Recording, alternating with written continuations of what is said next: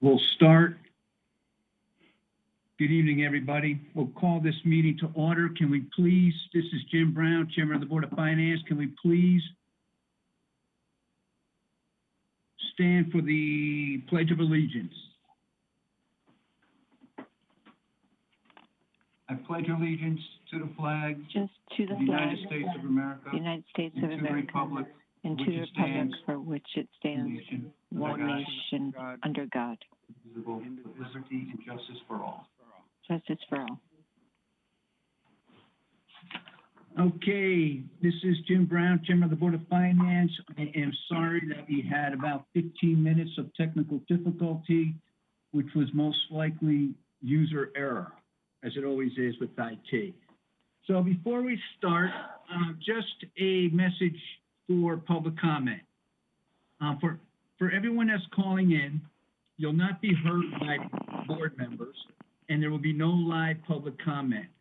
However, the public is encouraged to send their comments before or after the meeting to the following email: bof@fairfieldconnecticut.org. So tonight we're going to hear from the Board of Ed and Health and Welfare Services and private school bus transportation. So we have all members of the Board of Finance with us. And we have the Superintendent of Schools, Mr. Mike Cummings, Ms. Doreen Munsell, Executive Director of Finance and Business Services, Mr. Angelos Papageorge, Executive Director of Operations, Mr. Robert Mancusi, Executive Director of Special Education and Student Services, the Board of Ed Chair, Ms. Christine Vitale, and the Board of Ed Vice Chair, Nick. So good evening. And good evening. Just a couple of comments before we start. So we welcome the Board of Ed, and I would like to state that we appreciate the work and effort from the Board of Ed that went into basically what was in a moment's notice that the Board of Ed had to start and support distant learning for 9,500 students due to this coronavirus and the school system being shut down, at least the facilities being shut down. So we want to thank the teachers and the administrators that have had to adjust rather quickly to ensure that the students can continue with the school year, and that's simply just not an easy task at all. And we realize that the teachers had to adjust quickly, administrators had to adjust quickly, the students had to adjust quickly, and the parents had to adjust quickly, and everybody did so. And everyone's doing the best they can, and it's going well. And it looks like the schools are going to be closed at least to May 20th, and most likely the rest of the year. So tonight we're going to address the 2021 budget for the Board of Ed, as we are under these difficult times. And the way we will run through the agenda is we'll hear a presentation from the superintendent. Then the Board of Finance will have the opportunity to ask questions from the presentation. And then the Board of Ed and the Board of Finance will address the 25 questions that the Board of Finance had sent over. And we thank the Board of Ed for getting those answers back to us in a timely manner. And then we'll go to the budget book and we'll review income briefly and then on to the executive summary, and we'll see where the time takes us. So are there any comments from the Board of Finance before we move forward? Okay, so with that, we are going to turn it over to the Board of Ed and Mr. Cummings. Thank you for being here. Thank you to your staff. Appreciate all the work you put into this budget.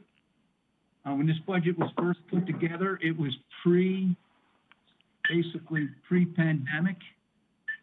And so we're here to take a look at the budget and see what changes were made and just have a discussion on where we go from here. So again, we thank you, your staff, and I'll turn it over to you. Okay, well, thank you very much, and thank you for the opportunity to talk this evening about our budget. I'm going to very quickly, we had the PowerPoint presentation in advance, and I trust that everybody had a look at that. So my intention is not to spend time really going through that PowerPoint slide by slide. There's just a few slides that I wanted to highlight tonight to get started. And the first slide was really the fourth slide, which was about district goals. And on that slide, there are 5 goals stated for the district. And I'll just read them real quick. Complete the 2015-20 district improvement plan, use staff, teams, and data to increase effectiveness, strengthen the instructional leadership capacity of teachers and administrators, begin the 2025 district improvement plan, and ensure that a rigorous, comprehensive, and instructional program is consistently delivered across all schools and grade levels. And I will tell you that we recognize right away that things have changed from the outset of this budget when it was really developed in the fall, and even when the board passed it in late January. Certainly things have changed, but I will tell you that our commitment is to make sure that all of these goals are achieved. The only one that I'm going to put an asterisk on is the fourth one, to begin the 2025 district improvement plan, because quite honestly, we were in the midst of beginning that work when we shut down, and that work is impossible to complete when we're scattered across lower Connecticut. So, but we are committed to the fulfillment of 4 of those goals, and no matter how this plays out, that will be our intention to complete the work. The other slide I wanted to talk about in reference to that is the next slide, page 5, which was the 3.9%. I want to just assure the Board of Finance, as we did with the Board of Ed and Board of Selectmen in turn, recognizing again that things have changed in the 2.5 months since the Board of Ed approved their budget. But essentially, our work in the fall was really we were conscious of the environment at that time in the fall in putting this budget together. And so we worked really hard from September through December to bring that budget down to what we considered a reasonable number, given the fact that so much of our salary, as you can see later on in these PowerPoint slides, is based on salary increases. So again, that really was our intention from the very beginning. We committed to that, as you can see, and we'll talk about one of your questions yesterday was really what are new initiatives in the budget. There's not a lot. One of the things I've said about this budget from the beginning, this really is a maintenance budget, a bridge year between the current district improvement plan and the one we had hoped to be in. One other thing I want to point out was there was some misunderstanding about benefits. When we put the budget together, we anticipated a benefit increase of $3.122 million, and that was based on the rates we had been given at the time. After the Board of Ed had approved the budget, revised rates came, which, again, are now somewhat in flux. But we then dealt with rates of 6.5%. That was not what we budgeted. And we understand that was part of the Board of Selectmen reduction when they approved when they passed on our budget. But I just want to make sure that the Board of Finance understands that we operated under a different assumption in putting that number together. And let's see. Just slide 13, as the board well knows, but it's always worth pointing out. 80% of our salaries, 80% of our budget is in the classroom. It's classroom teachers, it's paraprofessionals, it's instructional materials. 80 cents of every dollar is going towards direct instruction for kids. And finally, the only other slide I want to point out is on slide 20, we talked about a decrease. When we were putting the budget together, one of the things that we worked to reduce was technology capital, and we reduced on slide 20, it talks about over almost $218,000. As the board has seen in our responses to yesterday's questions, we're now looking at that number again because given some of the prognostications about how this how social distancing may continue into the fall, and we may experience further school closures, we have to seriously consider increasing the number of Chromebooks we have, particularly for grades 3, 4, and 5. So that's a consideration that we had not intended on, but since being closed on March 13th, it's become more of a reality. So that's all I really wanted to kind of highlight in the PowerPoint. And that pretty much is the presentation. Yep. Great, thank you, Mr. Cummings. Any questions on the presentation from the board?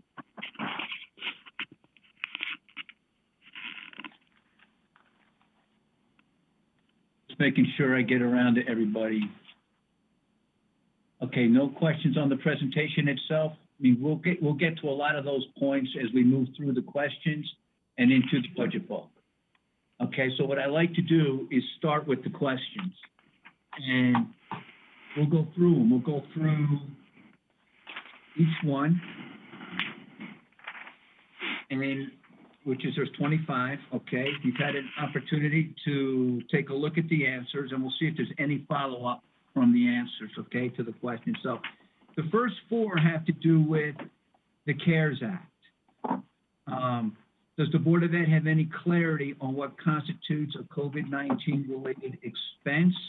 Has the Board of Ed incurred what it considers to be COVID-19 related expenses? Has the Board of Ed incurred what it considers to be any additional unanticipated expenses since the school shut down? Does the Board of Ed have any sense of what funds it may receive under the CARES Act for COVID-19 related expenses? So is there any other than what you have written down, will somebody care to address those questions? I'll try to just summarize. Essentially, this guidance came yesterday from the state, and I gave the Board of Finance this afternoon the full document, the memo that we received from the state, as well as I quoted the particular question that was most relevant to the answer here. Our understanding from this is, and we've been doing this since March 13th, we've been delineating funding that is related to the shutdown. So whether it's maintenance costs, whether it's related to distance learning, I gave as an example in the answer here, the hotspots, essentially the Wi-Fi hotspots that we had to purchase for families in need. We purchased 40 of those for a cost of around $10,000, almost $11,000. So those are the types of things that we're been accounting for, and with the possibility that there'll be some reimbursement from the state when those funds are dispersed. The state is using the Title I formula essentially to decide how that funding will occur. Districts with high Title I needs, high socioeconomic needs, are going to get the majority of those funds. We right now get around $316,716 from Title I funds. And that's in the budget book on page 12. So we expect to see something similar to that, some ratio similar to that. I don't know what the exact dollar amount will be, and we don't necessarily have a timeline from the state when we're going to get that. But we're putting funds towards that eventual reimbursement. We're accounting for things against that eventual reimbursement. Okay, thank you, Mr. Cummings. Any questions from the board?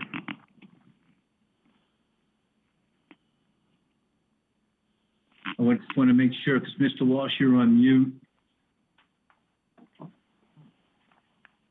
No, you wanted us on mute. I do. I just want to make sure no one has any questions. Following directions. Just following directions. Okay, thank you. Thank you, Mr. Walsh. Mr. Mottola. Hi, can you hear me? I can. Hi, Superintendent Cummings, thank you for this information, and it's very helpful. It sounds like in your response to these questions that the money to be used, it can be used. It's very flexible how we use the monies that we may receive, and so you anticipate receiving around $315,000, $16,000. Obviously, it won't happen until the next fiscal year. Is that a fair statement? I think it is. I just want to clarify, though, that the Title I funding is that amount, and that's based on a ratio of how this federal government disperses Title I funding to the state. I don't know. I could not find our percentage of what that 316 represents against the total pie. So I can't tell you exactly what the dollar amount will be, but I do know that Fairfield has some Title I needs.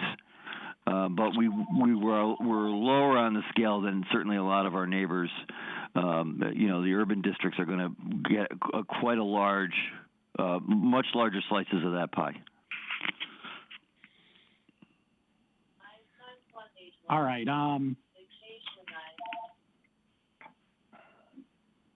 When do we usually get the Title I funding? When does that usually come in? It usually comes in the fall, usually around October, November. Sometimes it's a little bit later than that, but usually in the relatively early fall. And maybe I'm phrasing this wrong, from an accounting standpoint, if we incur expenses for this current fiscal year, but we're not going to get reimbursed till next year, how will we account for that? Does that question make sense? Yeah, it does. And although it makes sense, I'm not sure I have an answer for that yet. Yeah, but I think that's part of the problem. My question is, if you get a chunk of money next fiscal year, how's that going to help you for next fiscal year? That's the question. Or do we have to apply whatever we receive retroactively back to the current fiscal year now? I'm just kind of trying to figure that out. And maybe you don't know, and maybe it's an unfair question. No, I think it's a fair question. I'm just going to ask Doreen Munsell in case Doreen was on a couple of webinars today, and I don't know if Doreen heard any more information on exactly to answer that question. I don't know. Can you hear me? Yep. Yes, we can hear you. No, I have no more information. Nobody knows. There's the only thing I can say with certainty is that everything is uncertain. Nobody knows when we're going to get it, actually what even really qualifies. There's a lot of uncertainty. So I don't know what else to say besides that. Okay, that's fair enough. Thank you. That's all I have, Jim Brown. Thank you. All right, thank you, Mr. Mottola. Mr. Basin, did you have a question?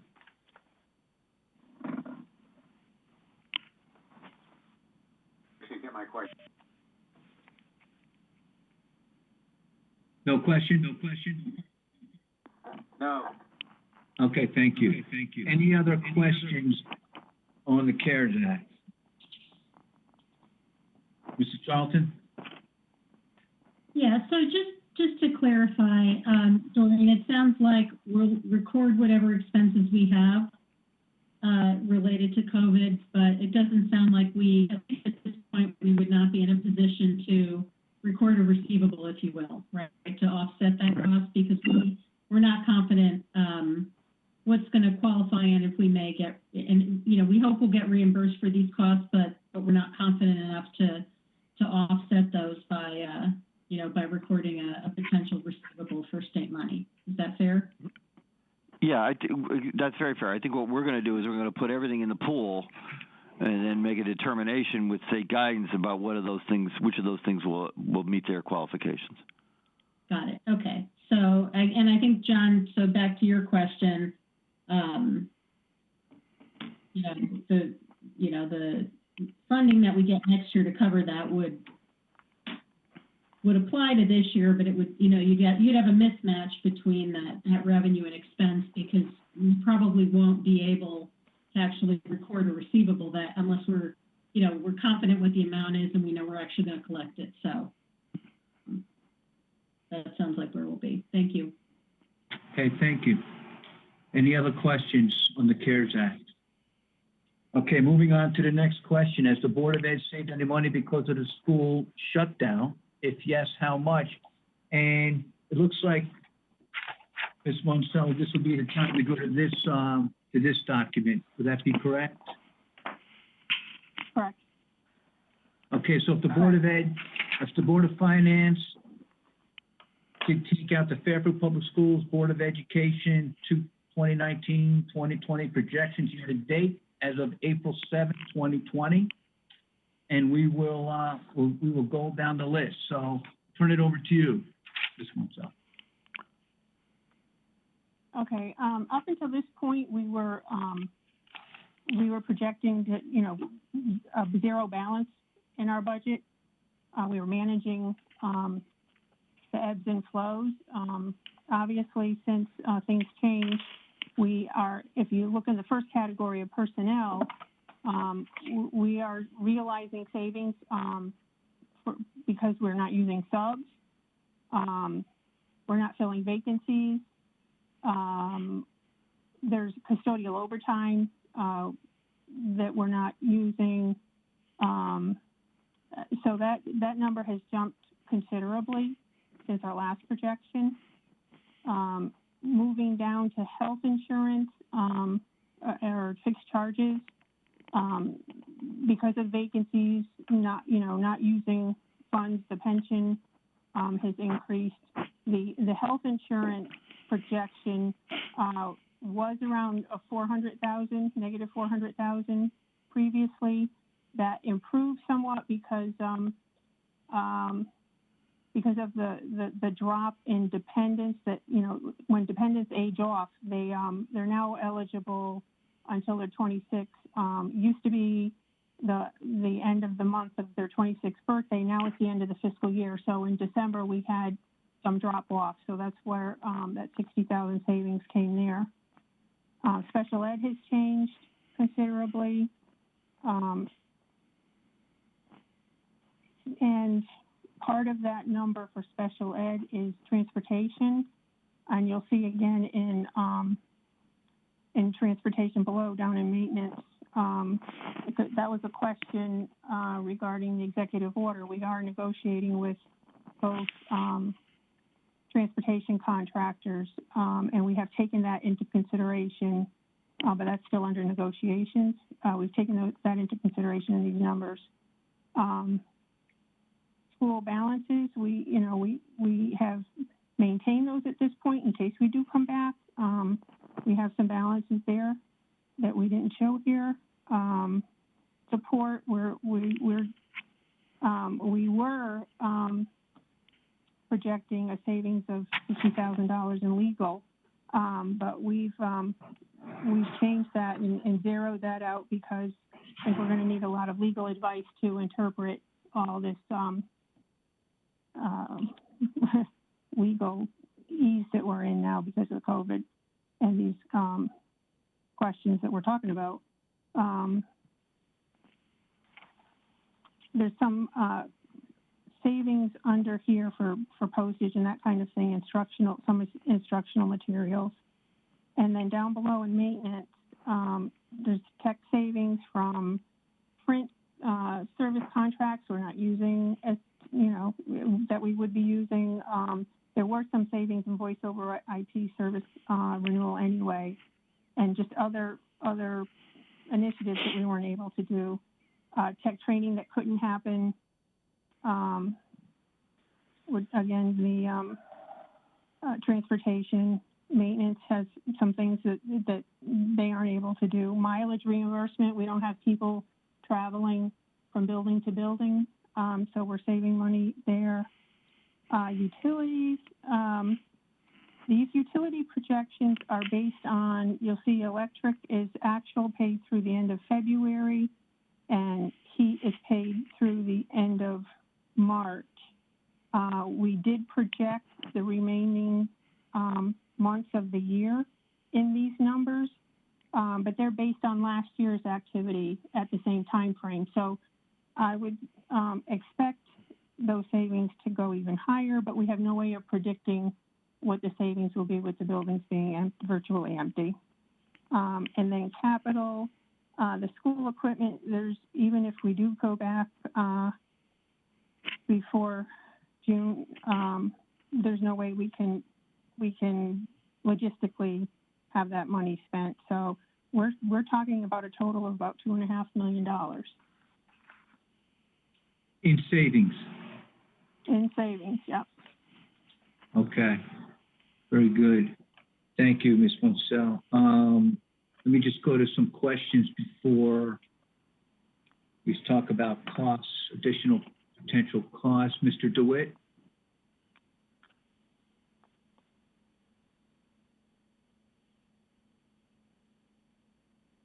Thank you. Can you hear me? Yes. Okay, Chris DeWitt. Thank you for the update, Ms. Monsell. So I was a little confused. So a positive number is on your spreadsheet. Obviously, is a good thing. That'll be something that will be potential savings. So all the negative numbers are going the wrong way. Correct? Correct. Anything that's a negative is in brackets.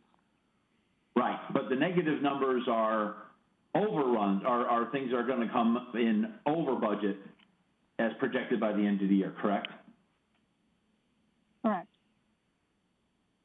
So I'm really confused about the special ed expenses because I thought your word said there was a savings, but I think maybe what you were saying was that the reason it's going to be $834,000 over budget is because of additional transportation needs we'll have over the summer. Is that correct? No. So the total pupil personnel number is a negative 715 on the spreadsheet. Right. That projection, that category was projected to be much more, have much more of a deficit before this. So that negative number has improved. And it's got nothing to do with summer school. I mean, it's nothing. Okay, so it looks bad here, but that number. What was that number before this analysis? Over $1 million, just over $1 million. Okay, so even though it looks bad here, so you're getting about $290,000 of benefit. Okay. And what was the other one? Oh yeah. I didn't quite understand where the $1 million of savings in certified salaries and non-certified salaries are. Did you say you were just not filling vacancies? Is that true? Yes, if we have a custodian vacancy or, I'm not sure exactly what they were, but a lot of non-certified. But I'm sure there's certified vacancies also that we're just not filling. Not filling because of COVID-19 or not filling just because we don't need them anymore? Not filling because of COVID-19 because we're not all together to go through the hiring process. That just seems like a very large number to me when your fiscal year is quarters of the way done, right?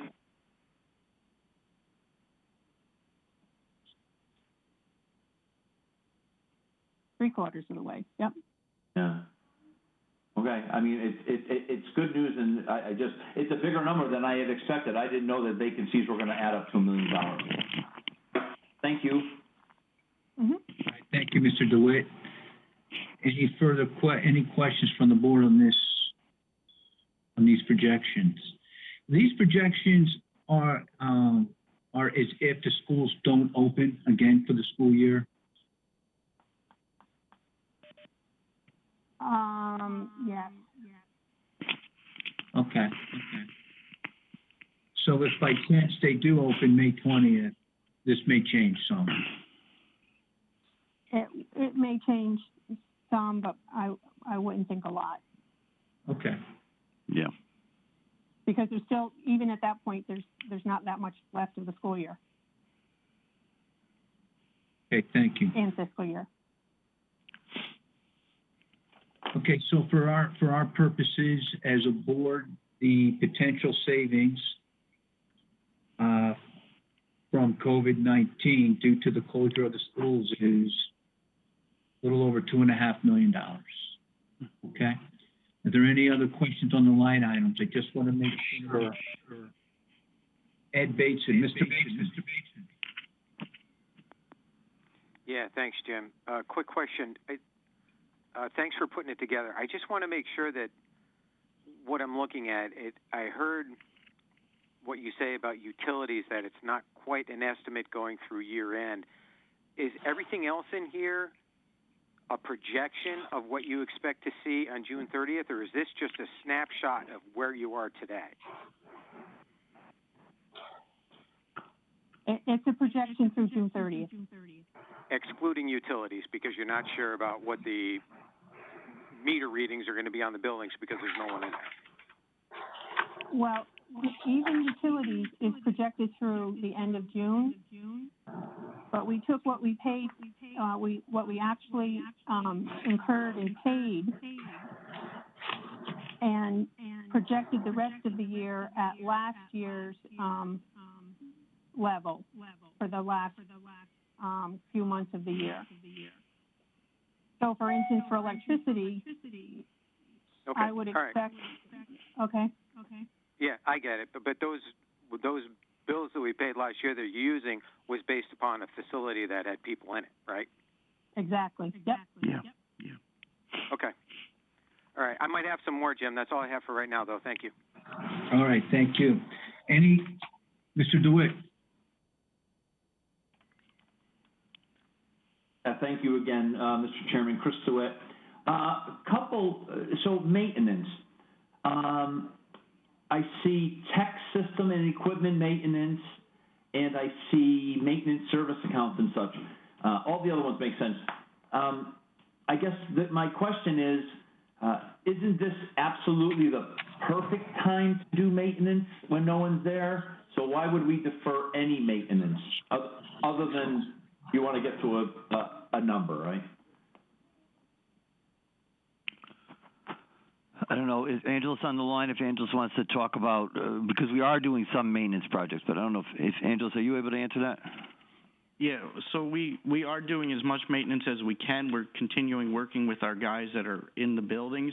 However, some of these accounts are for outside vendors, which we cannot get most of them into the buildings, or even materials from supply houses at this point are being delayed, which is why we're seeing a delay in the work. Okay, so I mean, that clearly makes sense. But those costs, and if I'm doing math in public, which is never good, right? It's like $500,000, maybe a little bit more. I mean, that's going to show up in next year's maintenance budget, right? I mean, these things aren't going away. These are just got to get deferred because we can't get the people or the materials, right? Correct. Great. And my last question is on line 29 on materials.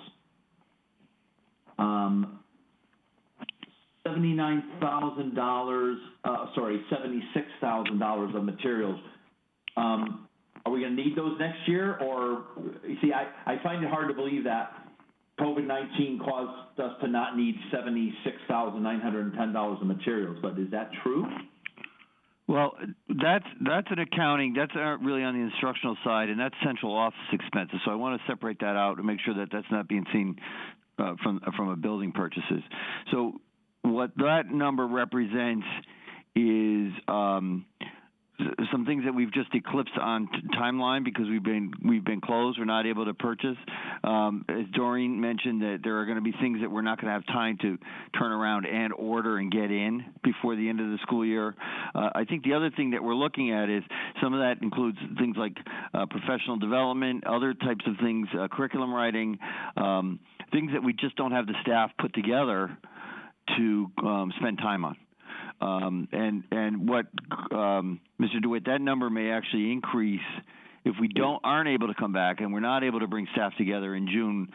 Often those last couple of weeks of June, we try to get some curriculum writing done. We try to do some professional learning.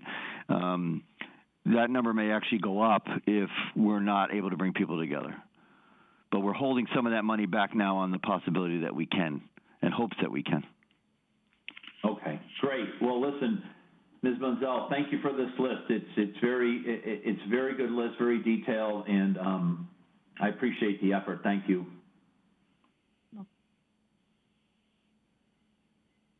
Mrs. Moran. Thanks. Can you hear me? We can hear you. Okay, great. I just want to go back to the line 29, to the professional development and program assessment.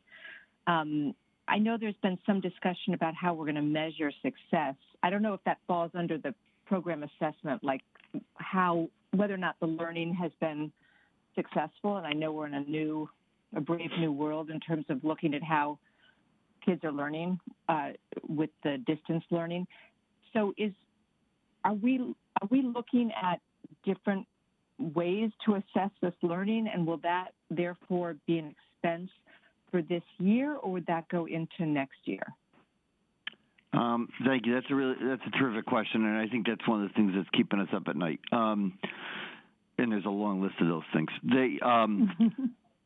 I think the real struggle we have is, the teacher's toolbox of how to assess students, the traditional type of assessments, and by that I don't mean just kind of like your typical tests and quizzes. I mean even the types of things that you do in the classroom that students are doing in front of you clearly can't be done now, and so we're far more reliant on developing alternate means of assessment to measure student progress. But we don't have eyes on students like we do when they're sitting across from us. So, we're having these discussions now about whether we bring kids back at the end of May, beginning of June, or whether we are able to bring kids back at in late August, early September. The need to determine what was the net effect of distance learning. And are kids ready, in a sense, for the next grade level? And how we're going to have to not only are we modifying the end of this grade level this year, but are we going to have to modify the beginning of the next grade level? And partly this is making us really narrow down what's the most important things. Right, because we can't do everything. So what are the most important things? What are the most important things that kids carry forward into the next grade level? And that, I think I mentioned in one of the questions and responses that we're going to be far more dependent on pre-assessment than we've done in the past, which is not a bad thing at all. But I think that's really that's a tough question to answer yet until we have the students actually in hand in front of us. And that gets to the professional development aspect as well, correct? In terms of what you're going to tell the teachers in terms of how to assess this. So I'm guessing that may be an expense going a higher, you may need a larger budget number for that. I mean, I'm not sure. I'm not trying to add, but I appreciate that. Some of the assessments we use, like the STAR assessment, which we budgeted for and would maintain in the 2021 budget, we would give in September anyway. There's other reading assessments that teachers do, particularly in the elementary grades, and quite honestly, those are the grades I'm most concerned about. I'm most concerned about K1, 2, 3 for grade reading. Those are the things that teachers are going to have to spend more time on at the beginning of the year than they normally do, just because it takes a lot of one-on-one work with teachers and students. But that necessarily isn't. It's a paper and pencil type of work, and it won't necessarily add to the bottom line of cost. Thank you. Yep. Okay, Mr. Basin, you had your hand up first, and then I see everybody's hand is up, and we'll go right down the list. Starting with Mr. Basin. Yeah, quick thing. I just want to revisit the first question we had about CARES expenses and how we were going to isolate those. I just want to make sure, let's say, I don't know who this is to, Mike or Doreen. Let's say a couple weeks ago when all this started, you had to put up a hotspot, or there was poor internet reception. You did something like that. How was that accounted for? Did you pay for that out of your current budget, or are you setting that aside as a potential receivable under CARES Act? I just want to make sure that I have what I think is happening in my head going on right. Yeah, we're paying for that now at a current budget. out of the current budget. So these, so out of this $2.5 million, I might be able to recover. That number might go to the better if I get reimbursement from state or Fed. That's possible. Okay. All right. That's a scenario I was looking for. Thank you, Jim. All right, thank you. Mr. Walsh. Thank you, Mr. Chairman. Yeah, I have some questions on line 2. And first of all, I watched when Mr. DeWitt was doing his stuff. I had to step out for an emergency call, so I apologize. So if some of these questions have been asked and answered, I'm sorry, I was only out for a couple of minutes. Substitutes. Is this number down because it was going to be down before this COVID situation started, or is this down because is this going to be a negative net number for us because of the COVID situation? I don't know, Colleen, do you want to answer that one? Do I have Colleen? Well, I don't hear Colleen, but I can tell you, Mr. Walsh, that I asked Ms. DC last week what our substitute situation. Oh, yeah, there you are. Go ahead. Hi. Sorry about that. My phone was across the room charging. So it's down because of the COVID situation, to answer your question. Essentially, a lot of the reasons people were out because of optional doctor's appointments or their children's doctor's appointments, or they were going somewhere, all of that is canceled. So people are able to be at work. They don't have jury duty right now.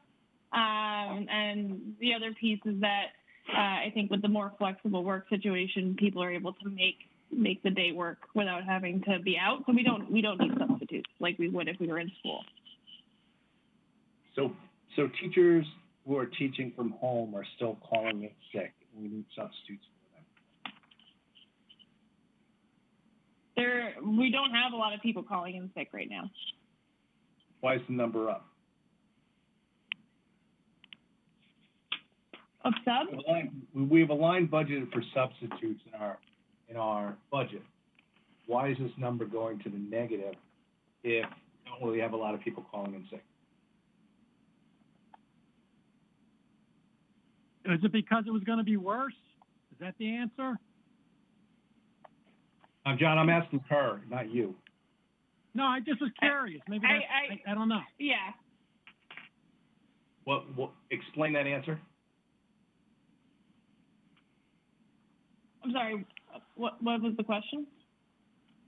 You just said that not a lot of teachers are calling in sick.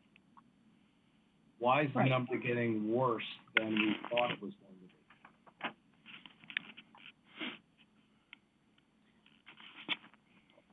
Colleen, do you have the spreadsheet in front of you?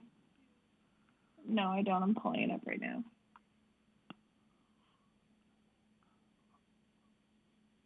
What it's showing is on line 2, the projected balance is in the negative. Yeah, 53,700. With the certified 134. So I think the question is, as you said, the number of subs is less. But was this account already in trouble before COVID? That was my original question. Yeah. Okay. Yes. Okay. So, I apologize for misunderstanding your original question. So how much to the negative was it before the COVID situation started? We would have to get that. Okay. If you can just make a note to get us the answer to that question, that would be great. For certified, non-certified, and clerical sub/PT clerical support. What it was before the situation started and how it's changed, or how you're projecting it to change since then.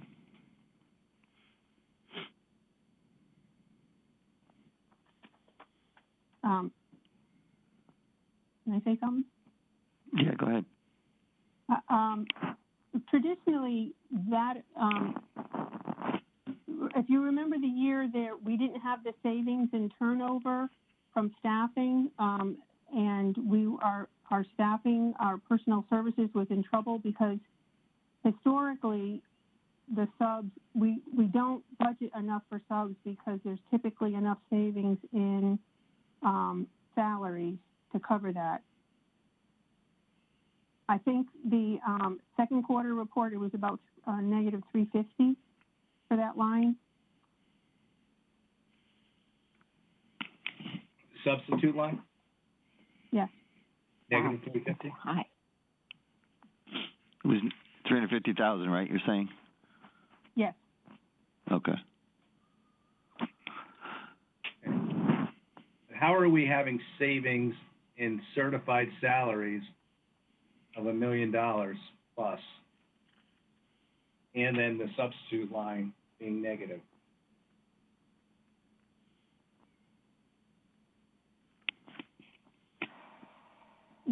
We have savings in salaries when people are on an unpaid leave, when we have turnover, that kind of situation.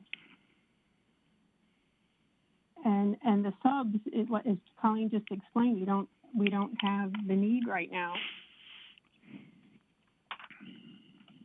We don't have the need right now, but the number's still negative. Correct. It would have been much worse, and it was projected to be much worse 3 months ago.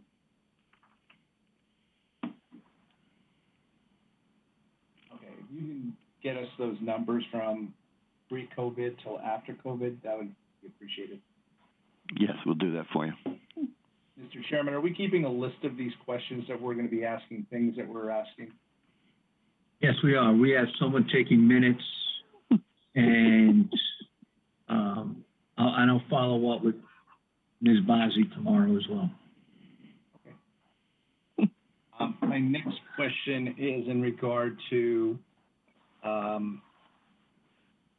the negative number in this Fed summer school salaries / clerical extras, SE interns.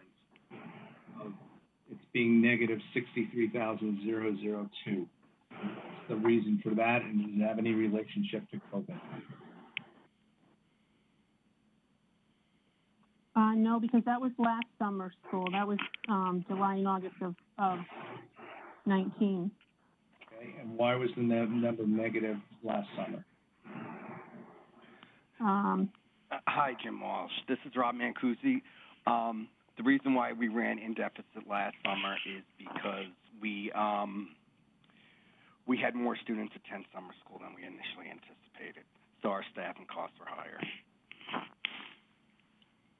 Okay.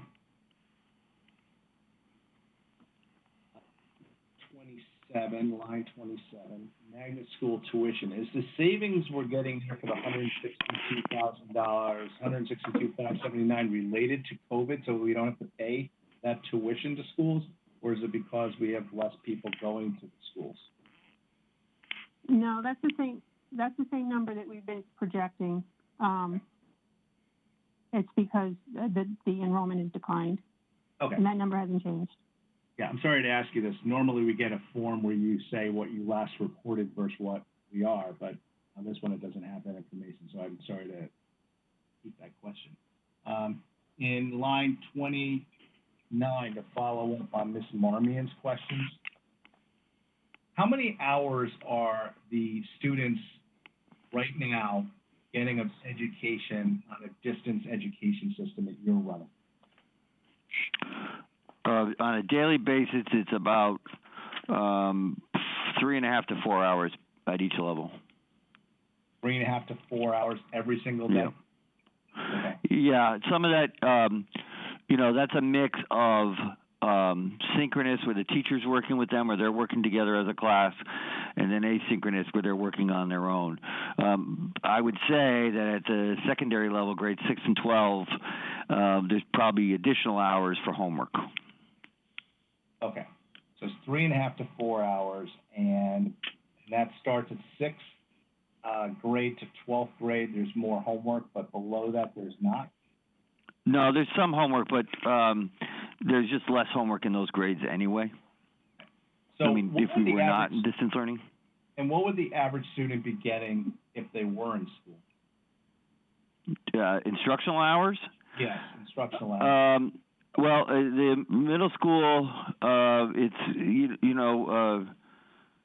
I'm just doing the math in my head. It's about 6 hours. You subtract out, at every level, you subtract out lunch, recess periods of time like that. It usually winds up being about 5.5 hours. At the elementary, middle is slightly more. In high school, there's 4 roughly 90-minute periods. So it's 6 hours at the high school. Okay. And this gets to the question of what Ms. Marmion was getting about the program assessment. I presume with that loss of hours, you're really going to have to do a lot of assessment to figure out what these students missed out on and what areas that are going to be needing to be supported on, and whether they're actually going to need more hours next budget to catch up. Yes. Okay, so if I could just hop on that. Okay. I'm sorry, this is Rob Mancusi. If I just, you made a good point, and particularly for our students with disabilities, especially our students that are more severely disabled, we are working the best we can doing video conferencing with families and trying to provide live video instruction with students who often are nonverbal and have difficulty. So that's why you will see later on when we talk about extended school year programming, we are anticipating an additional cost to run an extended school year program for our students with disabilities because of lost instruction. Okay. Okay, we definitely get into that a little later, I guess. And how do you even run a program with the people that are nonverbal? How does that work? I mean, to do that distance learning thing, I mean, I don't even understand how that works. We have a team, and, each student has a specialized program that's based off of their IEP or their specific goals and objectives. And we do a lot of video coaching, with families, and then we post activities on Google Classroom that parents can follow up with to reinforce, what we're trying to accomplish with the students through distance learning. It is a challenge, but our staff and our families are to be commended for the job that they're doing. Okay. Are all the staff participating in that on a video basis? The staff on live video, a lot of the staff is doing pre-recorded videos. They're doing live audio. And they're increasing as they become more comfortable doing live video instruction. They are increasing that. Right now, we're not requiring it of staff, but more staff continues to, embrace that as they become more comfortable with this new way of delivering service to students. Okay, Mr. Mancusi, explain to me, there's this talk out in the community that some teachers are uncomfortable with doing this because they feel like there's a privacy issue and that people may walk around in the background and things like that during video conferencing. Are some teachers just refusing to do it? I don't think there's an outright refusal by any staff to do it. Okay, so you've not received from any of your staff, no one's refused to do it because of any type of privacy issue? We have posted, our consent form that talks about protocol for, for parents and for staff who participate in live video instruction, things to be aware of. I have not gotten any outright refusals to do live video instruction. I've had some conversations with staff who just do not feel comfortable at this point in time in implementing that. And we continue to work with staff on that. We've had a couple of professional development days since school closures, and we will continue to work with staff on that because we do believe that that is a very powerful way to connect with families and to connect with students. Okay. So no one's refusing to do it, or are you just allowing people who are uncomfortable doing it to not? Right now, the district stance is we're not forcing people who do not feel that they have the capacity to effectively administer or deliver live video instruction at this point in time. We're not forcing staff to do that right now. However, You're not forcing them. Okay. Yeah, we continue to work with staff and to share stories of staff who previously may have been hesitant to use live video instruction, but have gone that route and the success stories that they and the families have experienced. We continue to spread that message. But as you said, you find it to be a very valuable resource. So how, if someone's not doing it and someone is doing it, how are two different students getting the exact same program, or at least the ability to have the same program, if you're not requiring it? What we do is we encourage parents, and I'm fortunate that parents reach out to me often, and we have regular video conferences with parents who are struggling and who are requesting certain, examination of their child's distance learning plans. And then we get together as a team and we try to be as responsive as we can. I appreciate, I think the intent of your question that the use of video instruction is a very powerful way to connect with folks. And we believe that, and we continue to share the success stories with our staff so we can increase the use of that. Okay. But right now, we are not mandating it. I think my concern and things I hear from constituents is why isn't the program consistent throughout the town, and that individual teachers are allowed to dictate whether they are or are not comfortable and whether the program should be consistent. Because some of the people that are not getting it are complaining that they pay the exact same dollars as people who are, they're people that they know of who are getting the video. And it's a really good question on how we spend tax dollars, that there should be a consistent program and everybody should have the same opportunity as everyone else. What I would say is if people are not... Freaking wasting everyone's time. Hey, hold on a second. Whoa. So Mr. Walsh is trying to get to a point, and we'll move on in a second. John, but I don't want board members yelling out, okay? If you have a question, John, just send me a text. Mr. Cummings? I apologize.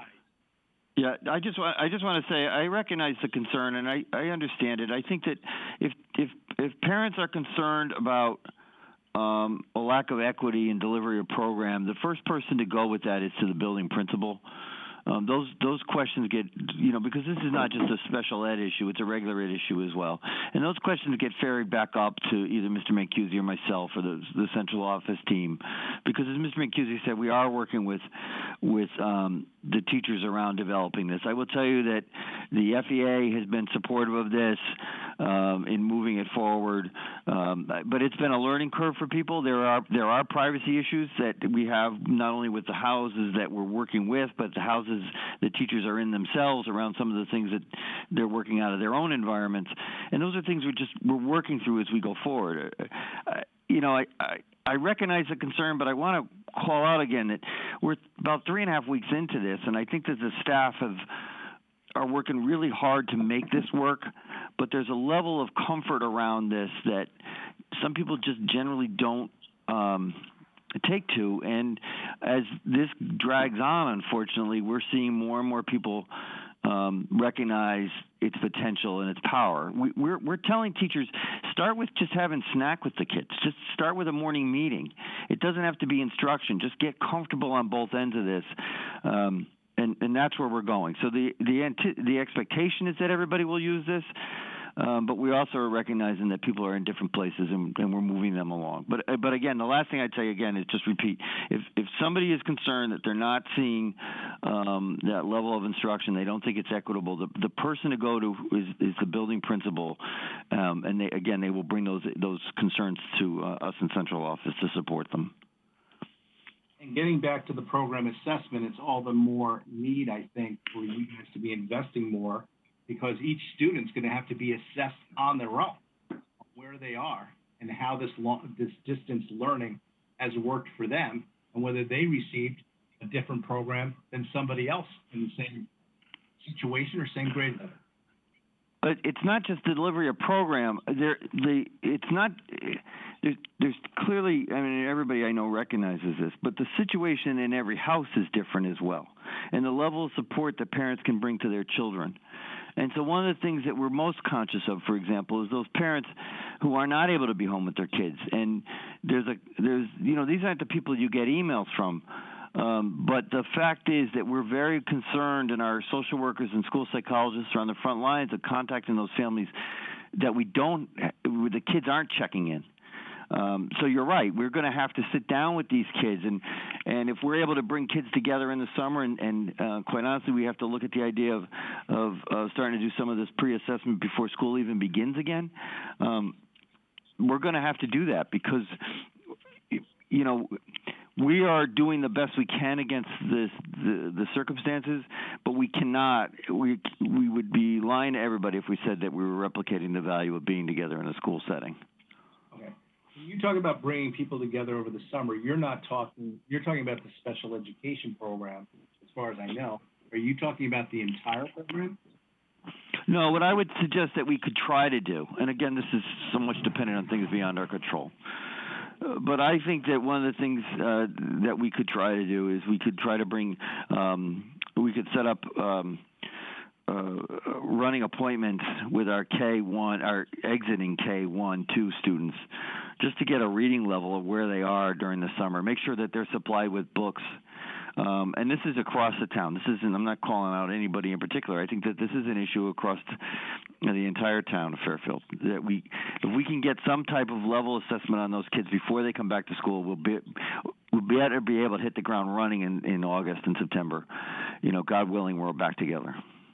Okay. And what in regards to this programming and the programming assessment things? Kids who are in the high school that will be taking next year the SAT, what is going to be the assessment level to see whether they know enough to be able to properly take those exams, that they're caught up enough in math and reading and the other programs and things that are tested on those programs so they can be prepared to go to college? The good thing about the high school is there's more resources available that don't cost anything. You can take the online versions of the PSAT and the SAT, and we can get reads on kids of where deficits are there. We're going to have to look at tutorial type programs. These are all things that we're going to have to we'll have a better handle on once we understand what we're dealing with. But the high school sets up better to get those pre-assessments and those understandings back than elementary does. One, because there's more available. Two, because they're older kids and they can do some of that stuff on their own and then report it back out. Okay. Moving on from there, on line 41, Ms. Munsell, it seems like we're getting a $4,000 savings, and I understand that the actual paid only go through March 30th of 2020 for gas and heat. With it being, I think, almost a record warm winter, I would have thought those numbers would have been a lot higher. So, and I think I brought this up at our last quarterly, and you said, rightfully so, that we only had numbers for the quarterly through December 31st. But now you're saying that you actually have numbers through March 30th, and there only seems to be a $4,000 savings, when to be quite honest with you, I thought it was going to be like in the hundreds of thousands of dollars. Jim, just look at the line above. Yep. Oh, no. I'm sorry. I'm looking at an iPad, so you're right. So it's 467 is the savings? That's for electric. That's for electric, correct? But I'm not talking about electric. I'm talking, aren't most of the schools heated by gas, or sometimes, I know you have the dual ability in most schools to go to oil, but I know gas has been cheaper, projected to be cheaper for almost ever. I'm talking about the gas line. It's only a $4,000 savings. So that, I'm getting back to my question about why that number seems to be so small of a savings. I'll have to look into that because last quarter we were projecting, being on target. So I'll have to check on why, if that number isn't larger. Yeah, do you get these bills monthly on the gas? I presume so, like most residential users, correct? Yes, but I believe for gas, we get two different bills. We get one for the product itself and one for the delivery, but, and that may be the delivery charges that are higher. I'll have to get the details on that for you. Yes, and could you compare it against last year up until the end of March on what usage is? Okay. Thank you very much. Those are the only questions I have in this spreadsheet. Thank you. All right, thank you, Mr. Walsh. I want to go to the board, but Ms. Vitale, did you have something related to Mr. Walsh's question before I move on to other Board of Finance members?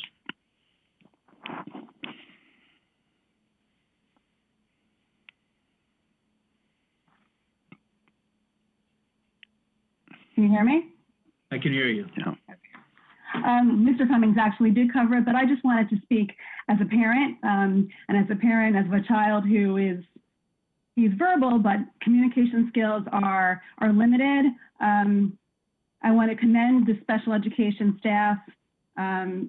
Face-to-face communication, nothing beats it, but I don't think you should sell our teachers short. Teachers are finding what is best for them.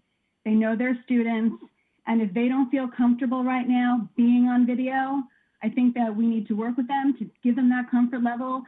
Some of that comes with professional development. We've been working professional development days into our schedule to give teachers the resources they need and the training they need to get up to speed on these technologies they don't use every day. We're only a month into this. I want to commend the staff, have really just been accessible, hit the ground running, have been learning new ways of teaching, and have really risen to the occasion. And I would just ask for patience from the community, patience from the board, because this is new for everybody. And I think that just needed to be stated as we're looking at these numbers. It's not just education right now either. The social emotional well-being of our kids is important when they're in the buildings. It's even more important now. These kids are not seeing their friends. They're, who knows what stresses are adding to their home life due to this virus. And that having that connection of being able to just get on Google Classroom in the morning and getting a message from their teacher and being able to chat with their classmates, that means something. And I just felt like it needed to be said. All right, thank you, Ms. Vitale. Mr. Testani, you had your hand up?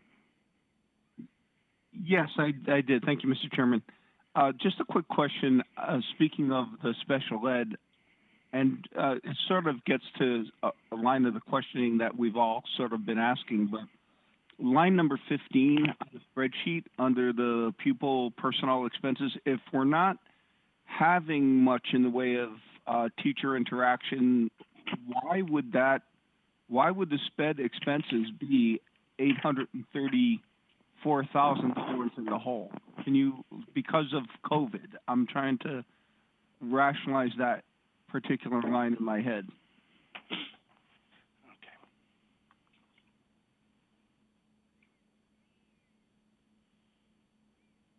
You're on mute, Rob. COVID? You're on mute. Oh, There you go. Am I off mute? You're off Okay. mute. I apologize. That number is pre-COVID, that number. That number has improved since COVID, since the school closure. What that number primarily has to do with, as I've reported to the board at our first two quarterly updates, this year we had to hire several one-to-one nurses for students for really medically fragile kids. That brought that number up, and we've really been struggling with some behaviors, so we had to also contract for additional support to meet the mental health and behavioral needs of several students in the district. But that number primarily is that high because of the need to hire 3 or 4, I think it was 4 one-to-one nurses for students with medically fragile needs. So I've reported that before. Yeah, I understand what you're saying. I don't understand the time frame. So could you help me to understand the time frame you're speaking of? I was at the previous meeting where you reported, I believe it was significantly less than $834,000 deficit. So when you say it's less, this is showing $715,000 when you add in the things to the positive underneath the pupil personnel expenses. But I'm still trying to understand. So what is the time period of the $834,000 negative figure on line number 15 in this spreadsheet? And why would it be that? That's from September to March, and that's because the unanticipated additional costs that we had to incur for students. We were at, I want to say $600,000, correct, Dr. Mancusi? Right, at the second quarterly review? Correct. Yeah, I'm going to have to, unless Doreen, you want to help me out here, I'm going to have to. I think Doreen said it was $1 million. Well, that particular line itself was about 800,000, close to 800,000, so it hasn't changed much. I can get you more detailed. Okay. Yeah, no, I'd appreciate that. I will get you a more detailed explanation of that. And that's for the entire year. That's from July 1st and projected through the end of June. Okay, thank you, Doreen. And Mr. Chair, I just have one other quick question for Mr. Cummings, and that was at the beginning of the presentation, you talked a little bit about, did we have an extra expense? I know it's not pertinent necessarily to this spreadsheet, but I have to ask on the Chromebooks, did the Board of Ed wind up spending more money? That's A. B, was there insurance that the town took out to help cover the maintenance fees for those Chromebooks in general, or any extra Chromebooks that may have been purchased? And C, did the parents help to contribute to any of the costs for any of the Chromebooks or any of the insurance? And did the state education plan help to defray the cost of any of those Chromebooks? Thank you, Mr. Chair. I want to just clarify, Mr. Tessani, are you asking about Chromebooks purchased since we've been in distance learning? Yes. Okay. Or at the beginning of the school year. Anything out of the ordinary budget. No, we purchased. Hold on one second. I'm just pulling up a spreadsheet here. We did buy an additional 150 Chromebooks this year on top of what was already budgeted. So our cost of $33,000, and that was to cover, essentially because we supplied Chromebooks for any parents or families that did not have access to one. This is primarily, we're 1-to-1 in grades 6 through 12. So in K to 5, if families did not have a device for their students, we worked to supply them with one. So we took existing stock and we ran out of that, and then we needed another 150 Chromebooks to meet the demand. So that's what we purchased, another 150 on top of that. We right now don't have an insurance plan with our Chromebooks. We don't have parents take an insurance plan. That's something that we had been considering, and it's been put on hold because of this. But it's one of the things that when the Chromebook plan or the one-to-one rollout was done last year, Dr. Jones did not pursue it. We're looking at that as an idea now, and this was prior to the COVID closure. We think that it might be parents might accept or appreciate the benefit of an insurance plan for their Chromebooks. So right now the district is incurring the cost of repairs. So, and just to clarify, the 150 additional Chromebooks were not COVID related, or they were? No, they were. I'm sorry, they were. They were in response to the closure and a need to increase our inventory to demand. Right. And were some of those going to be covered by the state reimbursement potentially, the CARES Act, or no? We think that is, well, if you read the act, we think that certainly is a reimbursable expense, and it will go into our accounting. Okay, gotcha. Yeah. Right. So we expect that would be paid back to us. Thank you, Mr. Chair. All right, thank you, Mr. Castati. Mrs. Charlton.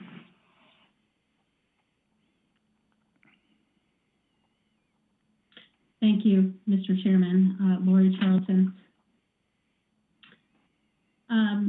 Mr. Cummings, maybe I'll direct this to you, and if someone else should jump in, that's fine.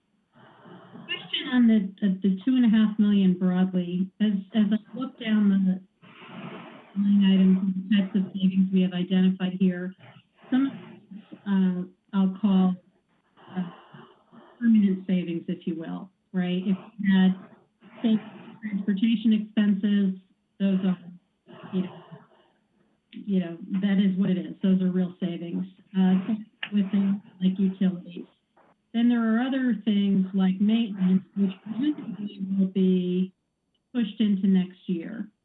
But we look at this $2.5 million, and I know we're going to get to talking about the non-lapsing appropriation and carrying some amount over. How do you bifurcate that $2.5 million into what I'll call real savings, where money would be available to be, carried over and meet other needs, versus items that are just merely a deferral of expenses? I'll have any of the executive directors jump in, but let me try to get started. I think that one of the operating principles of attempting to bifurcate this, and I'll just pick on maintenance for a second, and I'm sure Angela's is probably cringing as I talk, but I would say that one of the things that we have to consider is what can be deferred, and then balance that against what time is available to get the work done. So we have maintenance projects in the plan for 2021 budget as it is. I think that we would some of these projects that we need to do are not necessarily big ones; they're smaller ones, but it's always trying to balance that against the time available to do the work. He also mentioned other issues, like he mentioned the availability of materials, right? And how long will a delay in materials persist through the summer and possibly into the fall? This is just part of the great unknown we're dealing with in availability of people and materials to do the work, whether it's a maintenance issue, whether it goes back to the conversations we're having about assessing students.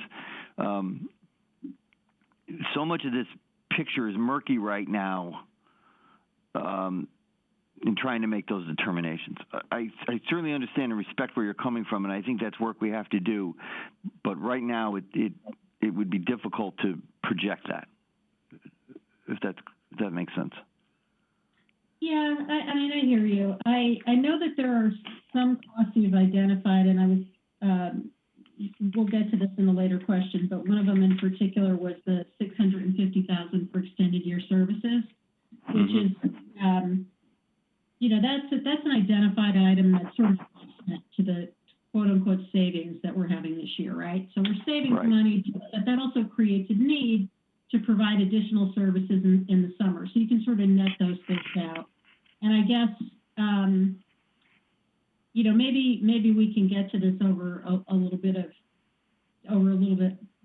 time and a little more thought, but it would be helpful to understand what portion of this we think is permanent. I mean, I guess as we're wrangling with this budget and trying to figure out how we deal with it in its totality, given all of the headwinds the town is facing, and looking at next year's expenses and budget, I think it would be helpful to understand how much of this savings, if you will, could really be applied, to help next year's budget versus, just a movement of expenses from one year to the next. So. That is something that we can work on and get back to you. Okay, thank you for that. Appreciate it. All right, thank you, Mrs. Charlton. Mr. Bateson? Yeah, Jim, thanks. Just a quick thing. Mike, you had said something that kind of stuck in my craw, and I think it just needs to be addressed. The level of support that the students receive at home, and this might be a little off topic, but I just think it needs to be addressed. We're all struggling with this. I know the teachers are struggling with this new world. I know my daughter is. For years, I've taken a lot of pride in the fact of following my daughter throughout her, tour here. And I've always been paid attention on this. Over the past few weeks, I honestly don't know what's happening. There's a lack of formal structure. I can't seem to sense a collaborative effort in the classroom. I see my daughter. It's like, what are you doing? Well, I checked in. Then I have a couple of assignments I have to do. I just want you to know that, you guys are up to it, to your eyeballs right now, and I understand that. But as a parent, when you say level of support, I don't know what my expectations are. I'm trying. I've been a diligent parent for years following this process, aiding in getting her through these things. But in this new world, I don't know what to do. So, just be careful with that terminology because, it kind of stuck on me like level of support at home. Right. Well, let me clarify. Anything what I expected. Yeah, and I apologize because that's not my intention. What I say about level of support. Yeah, but let me just say it because I think one of the things that what we're dealing with or what parents are dealing with is their inability to provide support. It's not for lack of intention. It's Ms. Vitale mentioned it, it's the other things that are going on in people's lives, whether they've got people in their families that are ill, but both parents are working, or it's single family, or there's an older child at home who's a high school student who's taking care of the younger ones. That's what I mean by that support. It's not to call anybody out. It's just that there are different conditions that different families are obviously going through. So I apologize if that's been misconstrued, because that's certainly not my intent. And I think in any case, when a parent isn't sure what to do, more than any other time, this is important that they reach out to the classroom teachers for guidance, because that's what the classroom teachers have to do, is provide that support to parents. More than ever, we always talk about this being teamwork, but more than ever, that's being tested now. Okay, I'm good. Thanks, Mike. Thank you, Mr. Bateson. Mr. Walsh.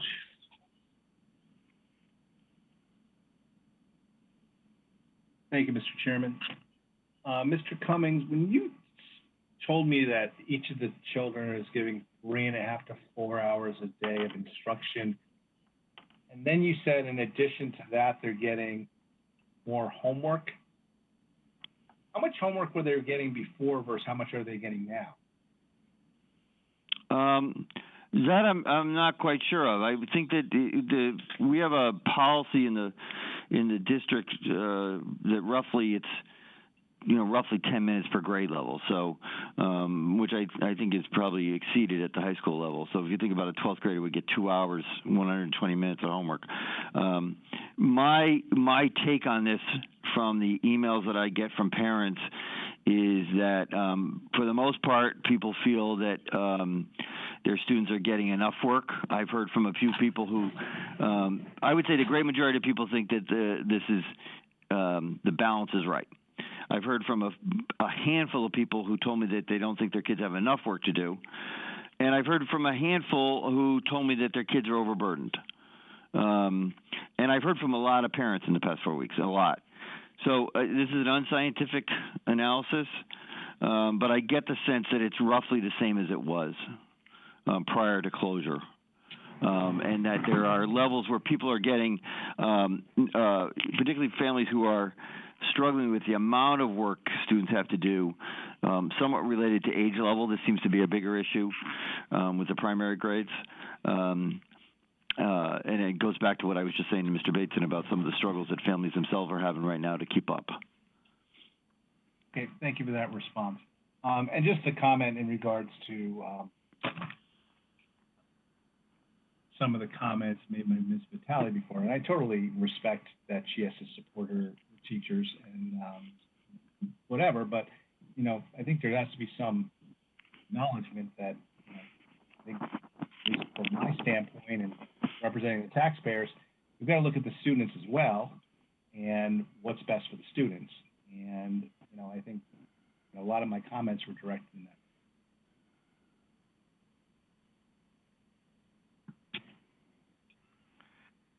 If I can just comment on Mr. Walsh's last comment, I totally appreciate your sentiments, and I try to keep in touch with parents as much as possible. I send them, our special ed parents, our daily update and thanking them for their input, because a lot of them do reach out to me with challenges and with successes, and that is the way that we can be responsive to the needs of their child. So I appreciate your comments. Thank you, Mr. Mancuso. Thank you. I appreciate yours. So if it's about this, I'd just rather kind of keep rolling, but Mr.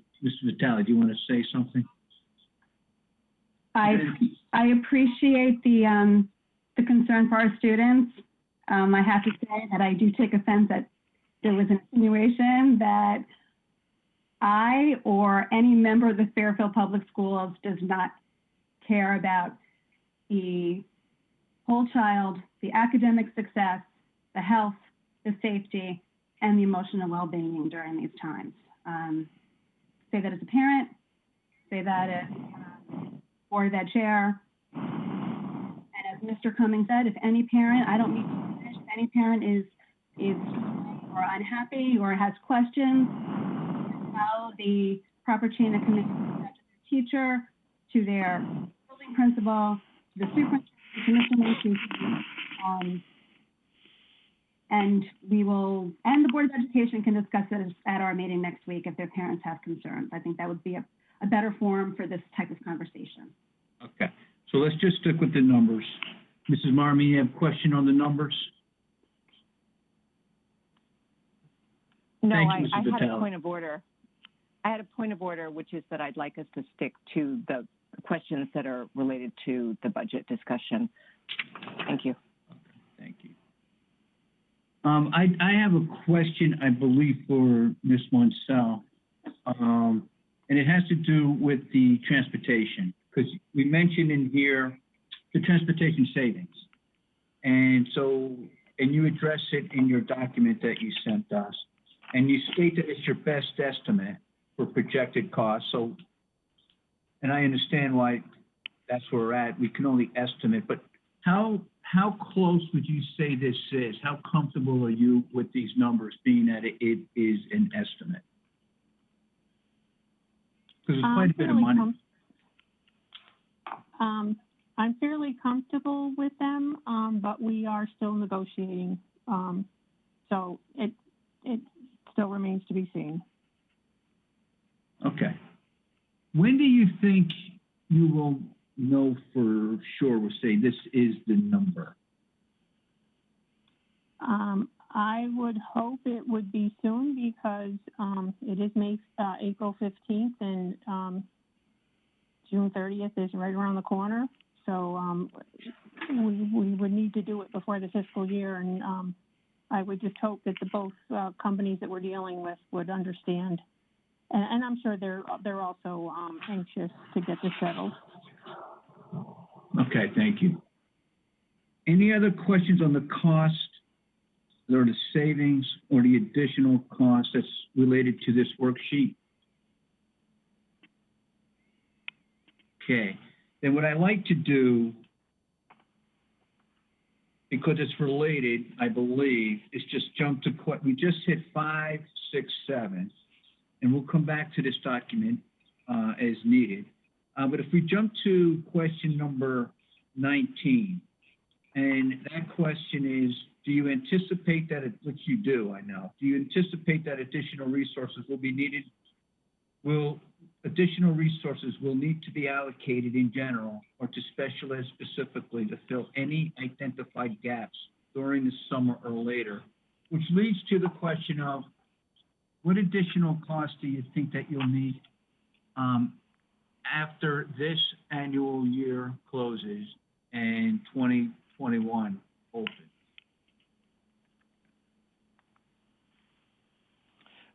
I can answer that. In terms of special education, depending on the special education extended school year program that we end up running, depending on when we can come back, we are, as well as every single district in Connecticut, looking at providing a much higher level of support through extended school year programming than we have in the past.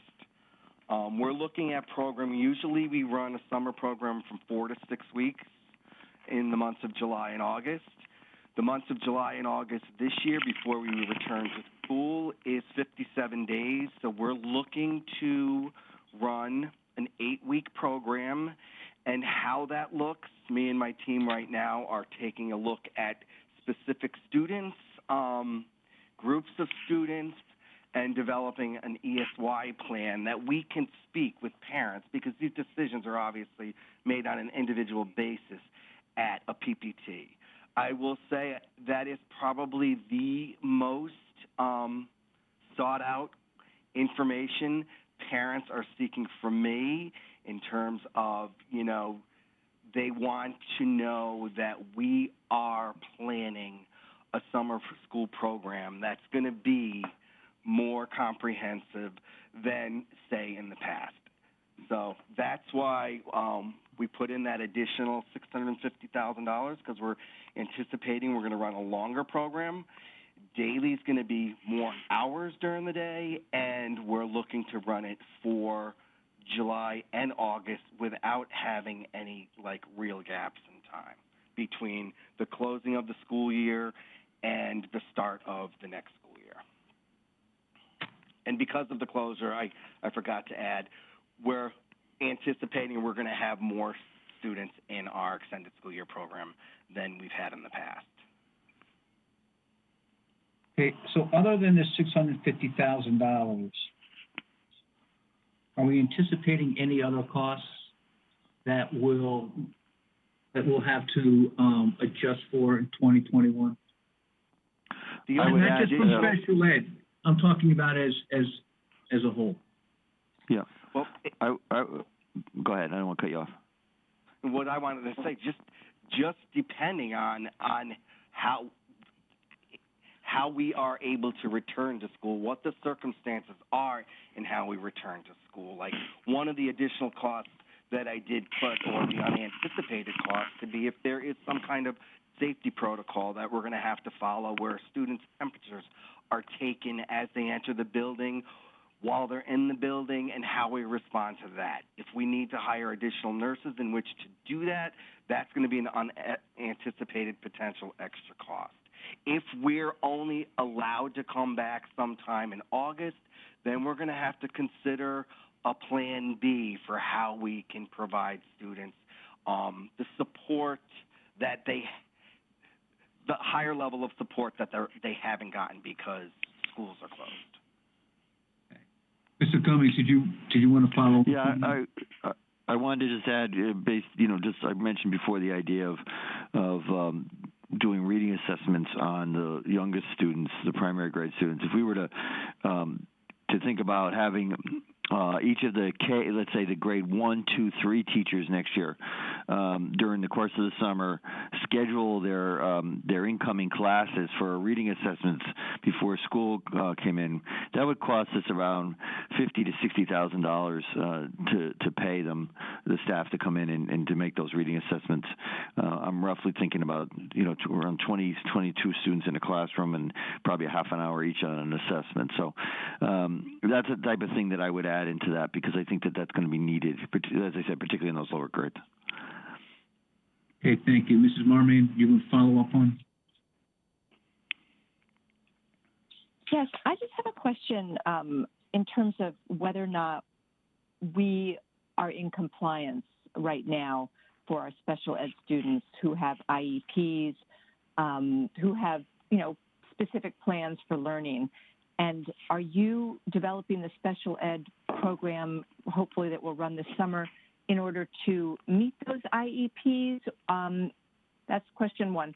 And question two is, are we concerned? I know we talked a little earlier about lawyer fees and, the fact that those fees are likely to go up. Is that, are you anticipating parents, suing the school system because we might be out of compliance? I know you don't know, you can't talk specifics, but just in general. Well, I can talk a little bit about, because the state has given some guidance on this, as well as the federal government, in terms of what we're doing now. Right now, school is considered closed. We are implementing distance learning plans. We're providing students continued education opportunities based on needs identified in student IEPs to the best of our ability under the current circumstances, with maintaining the safety of students and families and staff as the top priority during this pandemic. So that's what we're doing. If parents are concerned with their students' individual distance learning plan, that's why we encourage them to reach out to your team, to your school, so we can respond to your needs. And we've had a lot of meetings with parents who have reached out to us. So I think we're in compliance. I know we're in compliance with the mandates of the distance learning plans and the development of the continued education opportunities. I don't know if any of you saw on Channel 8 News last night. It was on several different times. About special education families who are struggling across Connecticut, and then what's that going to look like in terms of providing support when we return. So that's why we are looking at providing an extremely robust ESY program, or extended school year programming, because I don't think, parents are going to hire advocates and attorneys. They do regularly have representation for them, and I might add we collaborate very well with them most of the time. But in terms of the claims for compensatory or lost services, I think because this is a pandemic and this closure was forced upon us, and we were not neglectful in our obligation to provide students X, Y, and Z as stipulated in an IEP, the direction we're getting right now is to take a look at summer school program or ESY programming that you're providing and really provide a robust extended school year program. Obviously, on a case-by-case issue, we will deal with it. We will work with our parents, as we always do, and we will respond accordingly. But I feel we are in compliance right now.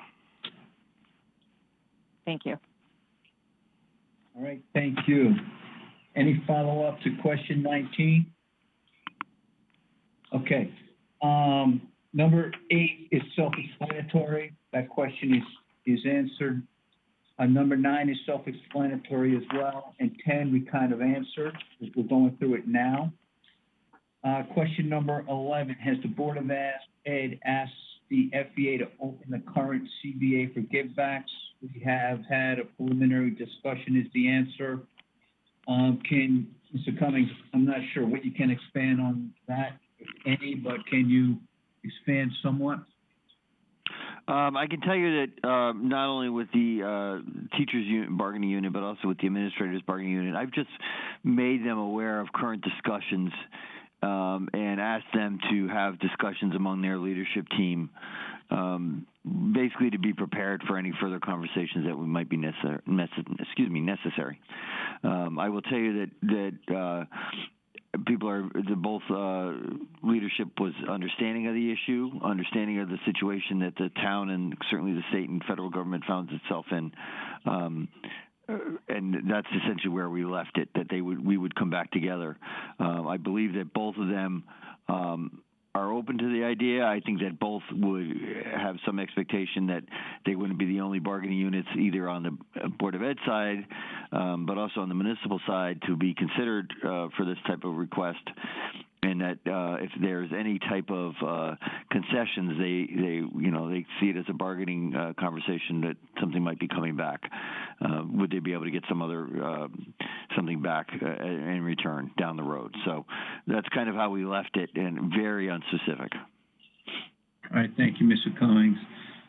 Follow up to that.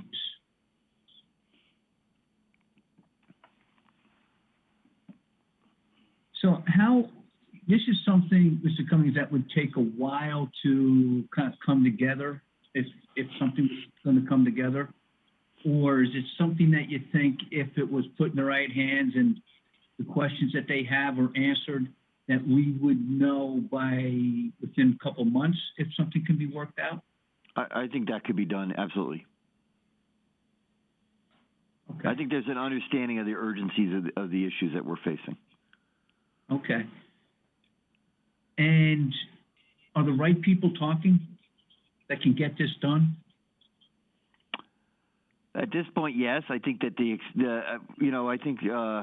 conversation might need to expand, but my understanding is that there's an openness on everybody's position to have the conversations, given the need.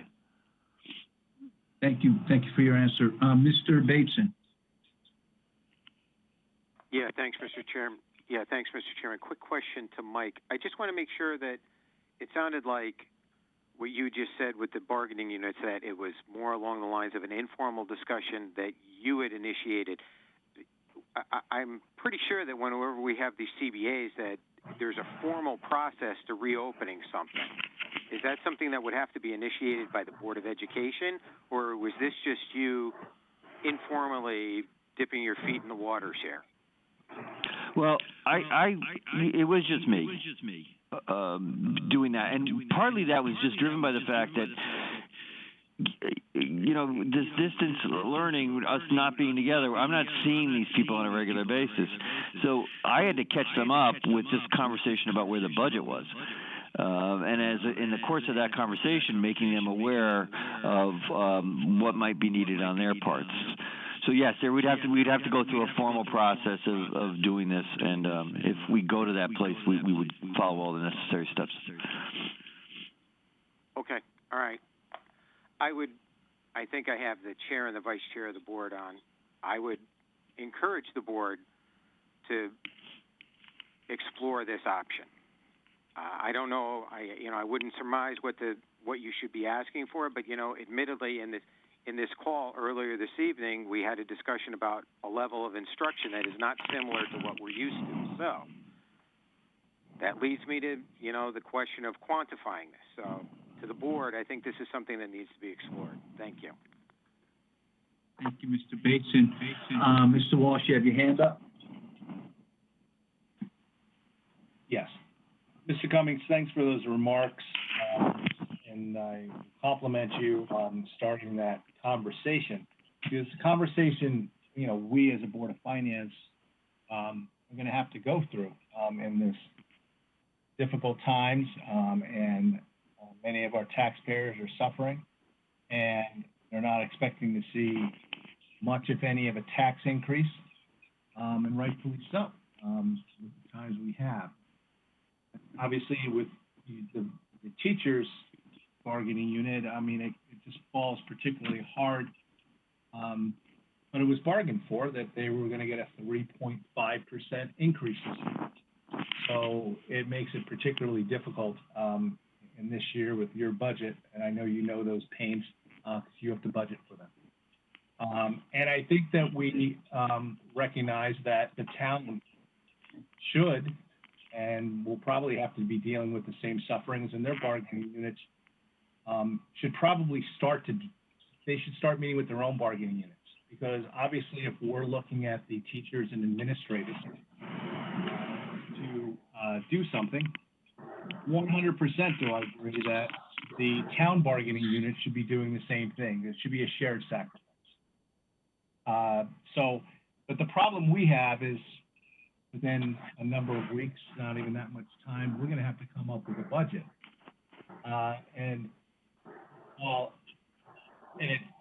know this is not that far down the path, but I would suggest that maybe you and the head of these unions get together and maybe speed up that process, because it would be a lot easier to deal with if there was some type of negotiated amount that we would know about,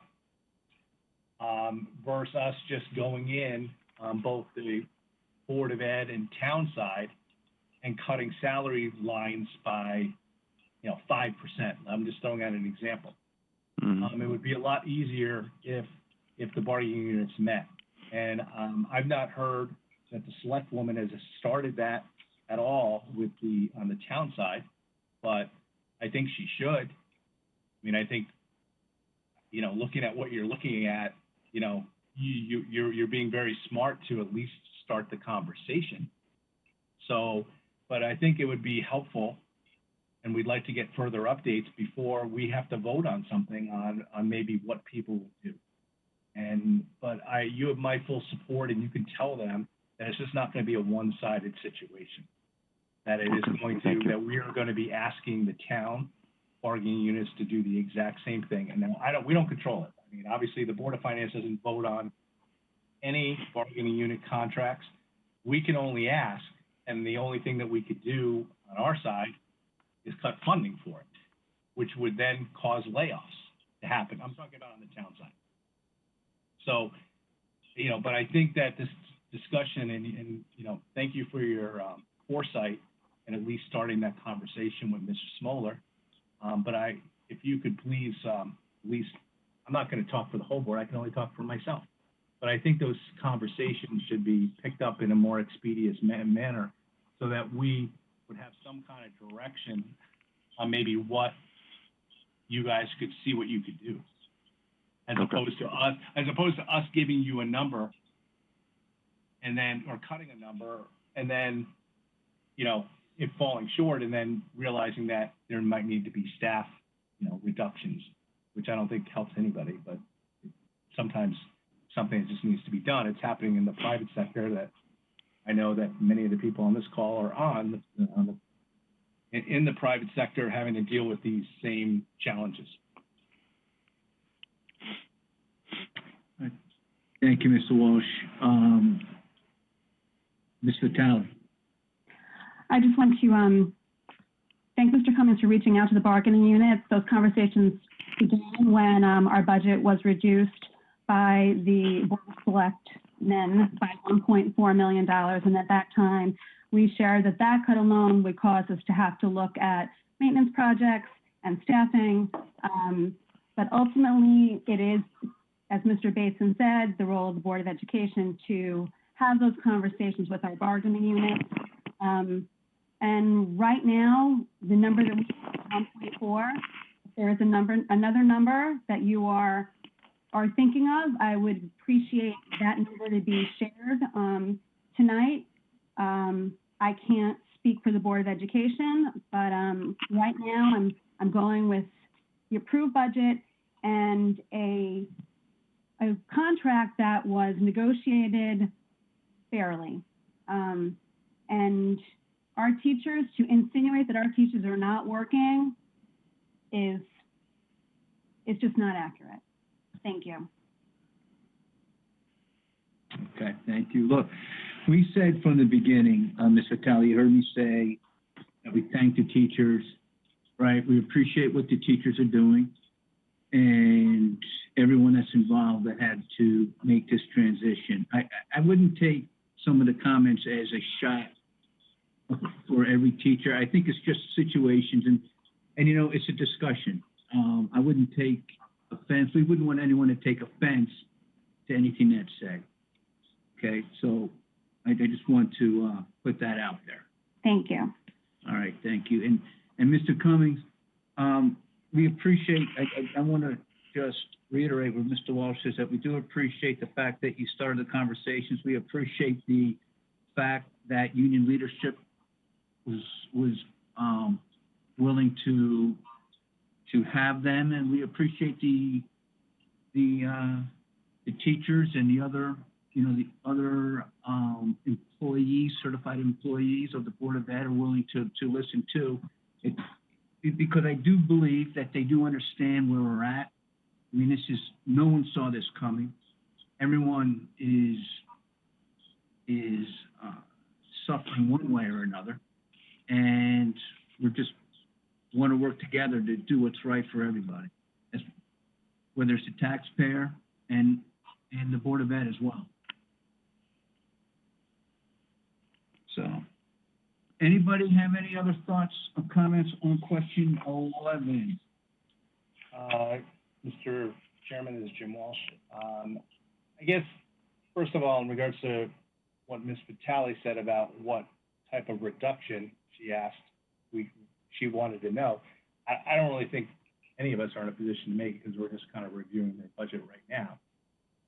But, you know, the problem is, the problem that's going to come out is the night we vote on the budget. And if we don't have numbers at that point in time, we're just going to have to, I guess, make reductions, and it is where it is. I understand that this was a bargain for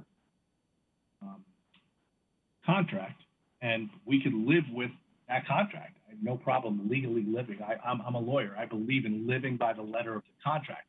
But what I can control is how much money we give to fund it. And I just think that is, you know, everyone's going to have to understand that. Mr. Chairman, I'm not sure whether you'd entertain, but to show good faith to the Board of Ed and their proactivity in trying to at least talk to the bargaining units and, you know, send a clear message. I don't know whether you would accept a sense of the body motion that I think that my sense of the body motion would be that the Board of Finance is requesting that the first select woman engage in negotiating with the bargaining units on the town side in similar conversations, and either give backs or concessions or whatever it is to reduce the salary lines on the town side.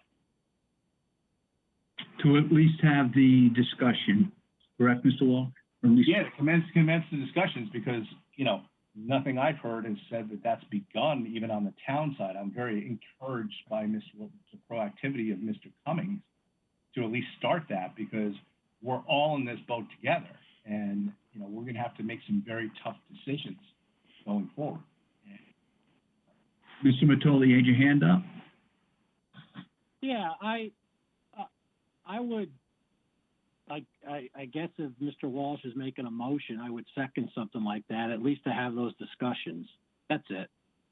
All right, very good. So Mr. Walsh has made a motion, Mr. Mottola seconded the motion, and I'm going to go through the board and ask for whether we agree with the motion, which would give a sense of the body that we would encourage the administration, the town administration, to enter into discussions with the bargaining units of the municipality of the town to request any potential givebacks for budget 2021. So with that said, we have Mr. Walsh, second by Mr. Mottola, Mr. DeWitt.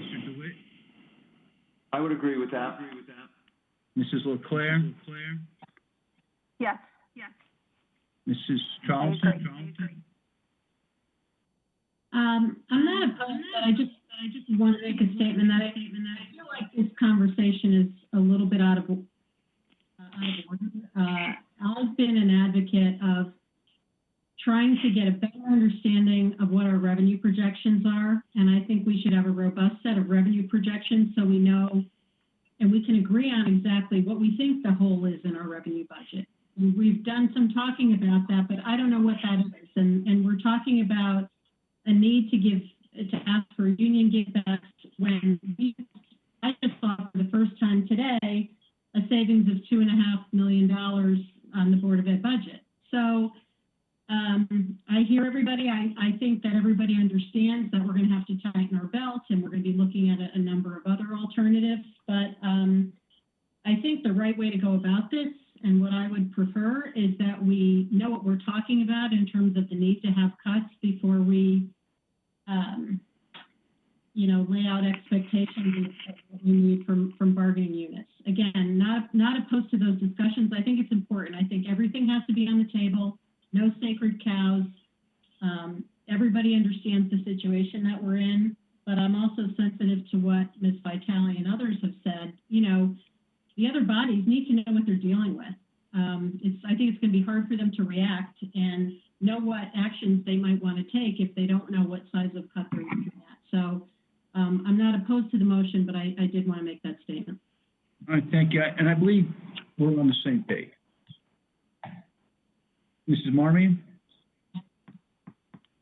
Yes, I support the motion. Mr. Bateson? Yes. Okay.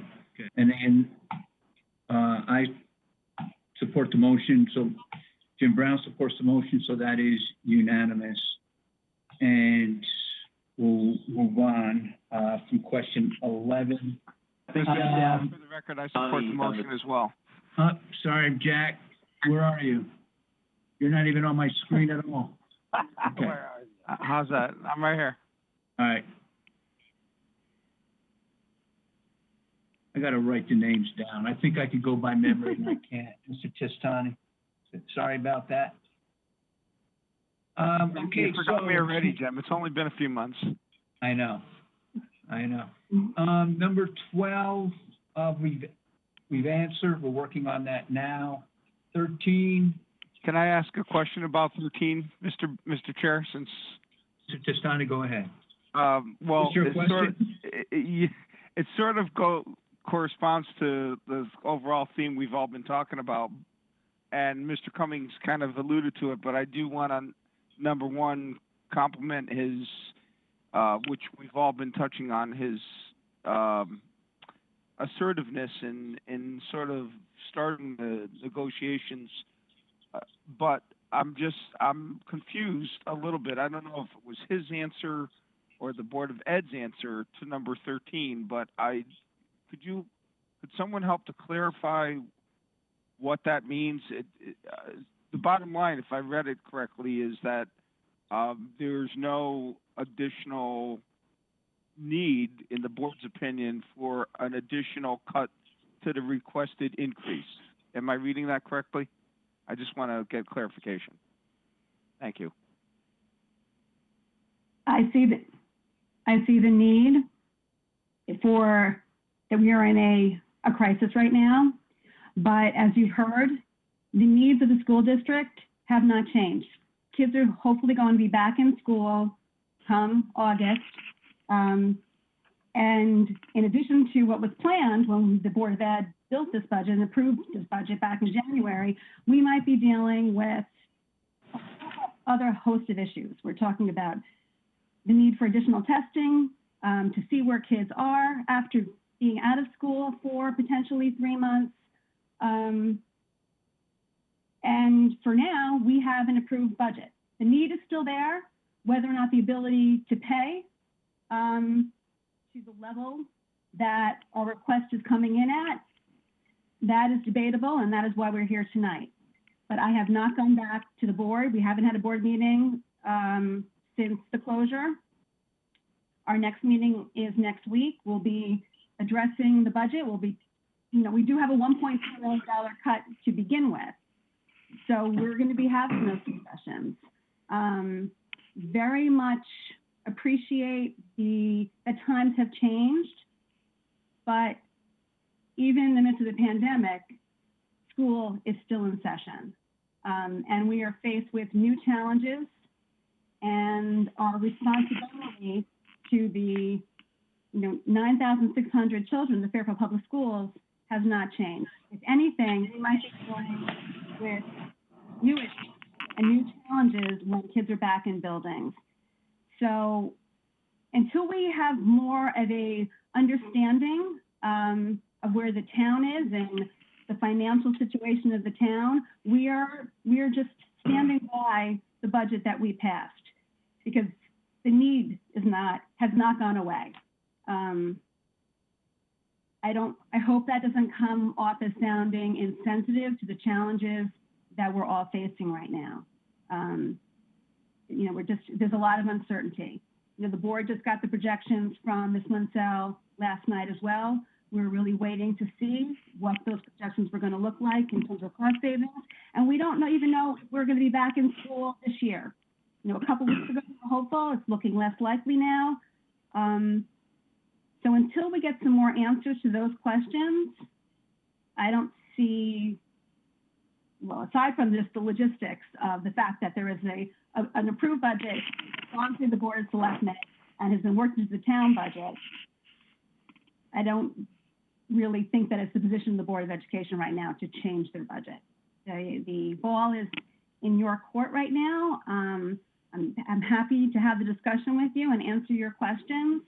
And when we meet next week, I can get some more feedback from the board members, because I am just one person. And right now, in terms of speaking for the 9, the only really authority I have to do that is to defend the budget that is before you.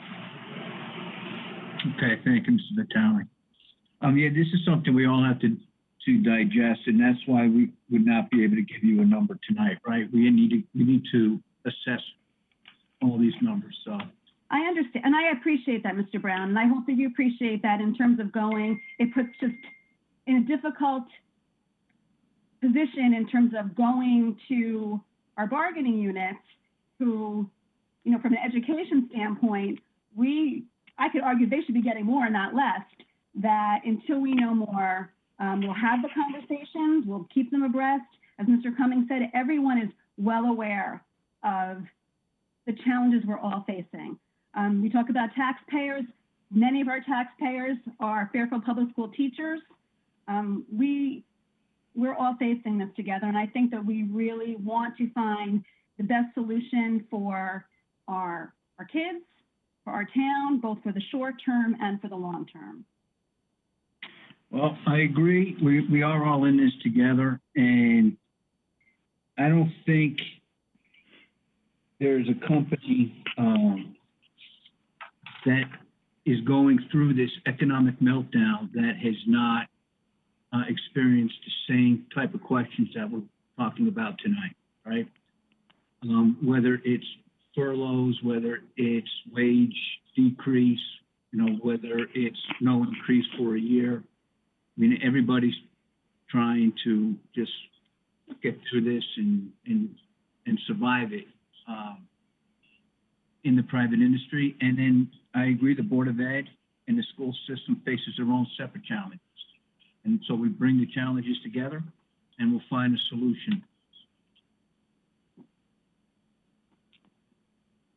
But I understand why you say what you say, and why you make your points for the Board of Ed and for the budget, and I understand that. I mean, under different circumstances, I would be for you, fighting for that 1.4 million back, because you're not potentially saving $800,000 in healthcare that we thought that we were seeing. I've been on this board 10 years. I know exactly what you'd be doing under different circumstances. Okay, so yeah, I appreciate that too. Thank you. All right, so going to question 14. The answer is self-explanatory, so we'll move on. 15, does anyone want to speak to this quickly about district initiatives that are going to be rolled out in 21? I will just really briefly. I think just to follow up on what Ms. Vitale just said, I think I want to point out that we were really tight on new staffing positions And nothing, going back to the conversation I had at the very beginning, being aware of where we were starting out of the gate with the budget. I will just point out that as we go forward, the need for these positions still exists. We have to do a better job, and we need more support at the middle school level, particularly in supporting students who are struggling. That's why the need is for those three, a building each getting a SRBI coordinator or an intervention specialist. The high school health teacher, that is a need driven by an increase in the high school graduation requirements that the state put into place that impacts our current freshman class. They used to have to take half a credit of health to graduate. Now it is a full credit. Last year we added one health teacher. But this year, with the second class now coming on board, next year's freshmen, we're going to need additional support in health. So that's really a need driven by an increase in the graduation requirements at the state. The Math Academy is a continuation of the program that began last year, and then the maintenance projects which we spoke about now are in more detail in the PowerPoint. So those are just some of the highlights of the initiatives that are in the new budget. Thank you. Thank you, Mr. Cummings. Mrs. Charlton. Thank you, Mr. Chairman. I want to just flip back to question 14 for a moment. You said that the written response here was self-explanatory, but I just want to make sure I understand it. This relates to the revenue side for the Board of Ed. And when we said excess cost reimbursements may be impacted, can you someone explain that a little bit further? What are we talking about there? What's the probability? How much? To what extent might that offset the $2.5 million savings that we've been talking about? Ms. Mansell, you want to try that one? Sure. So this year, there's no impact on excess cost revenue for this year. We already filed our March 1st, this year's funding is based on a December filing and a March 1st filing, which projects our expenses through the rest of the year. When this happened a couple of weeks after the March 1st, the first question I had to the state was, okay, are you going to reopen excess costs? And they said, no, we're still going to base this year's payment on that filing. So now because the board will get the money, but because there will be an adjustment when actual expenses are filed and are audited over the summer, the way the state handles that adjustment is by adjusting the town's ECS payment next year. So they would adjust I think it's April payment for ECS for the town. So we're just saying there that we recognize that. I don't think it's going to be as much of a change as we initially thought. But we just wanted to make sure that the town realized that and that we're, make the statement that we're willing to work with them, knowing that there's potential there. Okay, so effectively, this is state money that will, really, the impact of it is going to hit us on a one-year lag, if you will, right? It has to do with the fact that we had savings this year, but as a result, next year's grant money may be lower. And you don't have a sense of how much that would be at this point?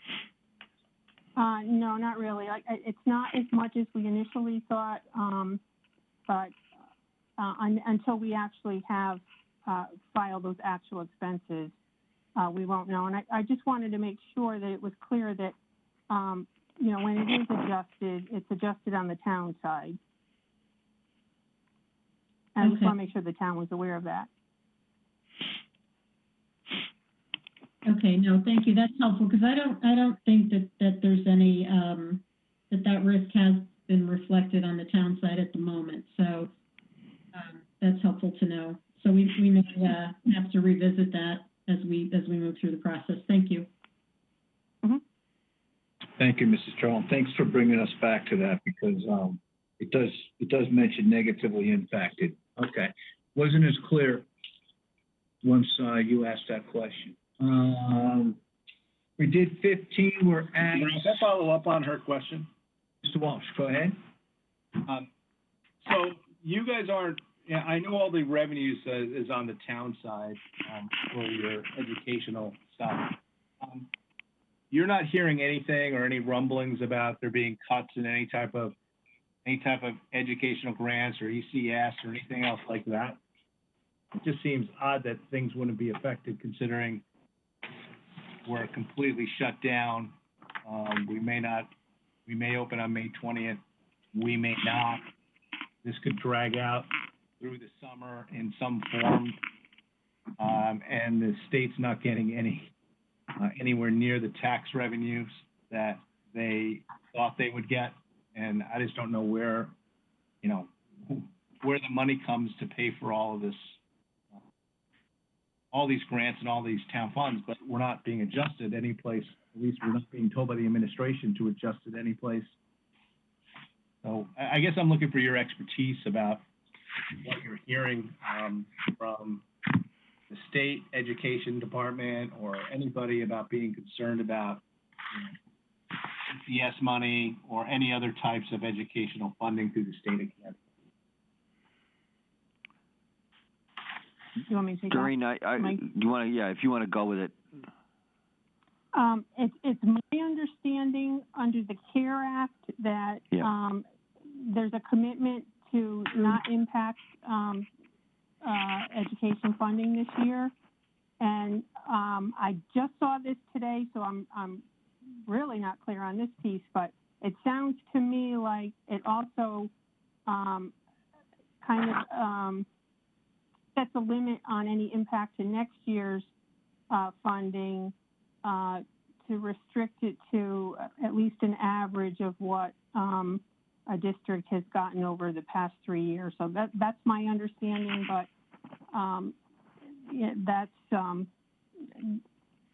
that's just my understanding for something that I read this afternoon. I don't have clarification on that. Yeah, and that is a provision in the CARES Act that they can't make further, the state has to commit to that funding in order to get the funding from the federal government. All right, thank you for your responses. That makes me feel a little bit better. Yes. Thank you, Mr. Walsh. Mr. Testani, I see you have your hand up. Yes, thank you, Mr. Chair. Just on the next sort of corresponds to where we are, I just wanted to move just a little bit toward the next question, if we can, if that's okay, Mr. Chair. I just wanted to talk a little bit about, I know we were on state grants, but Mr. Cummings and I had talked about Chromebooks, and that's asked about in question number 17. Is it all right to advance to that, Mr. Chair, or did you want to wait? Well, that's coming up. Let me just jump to jump back one, Mr. Testani, to question 16.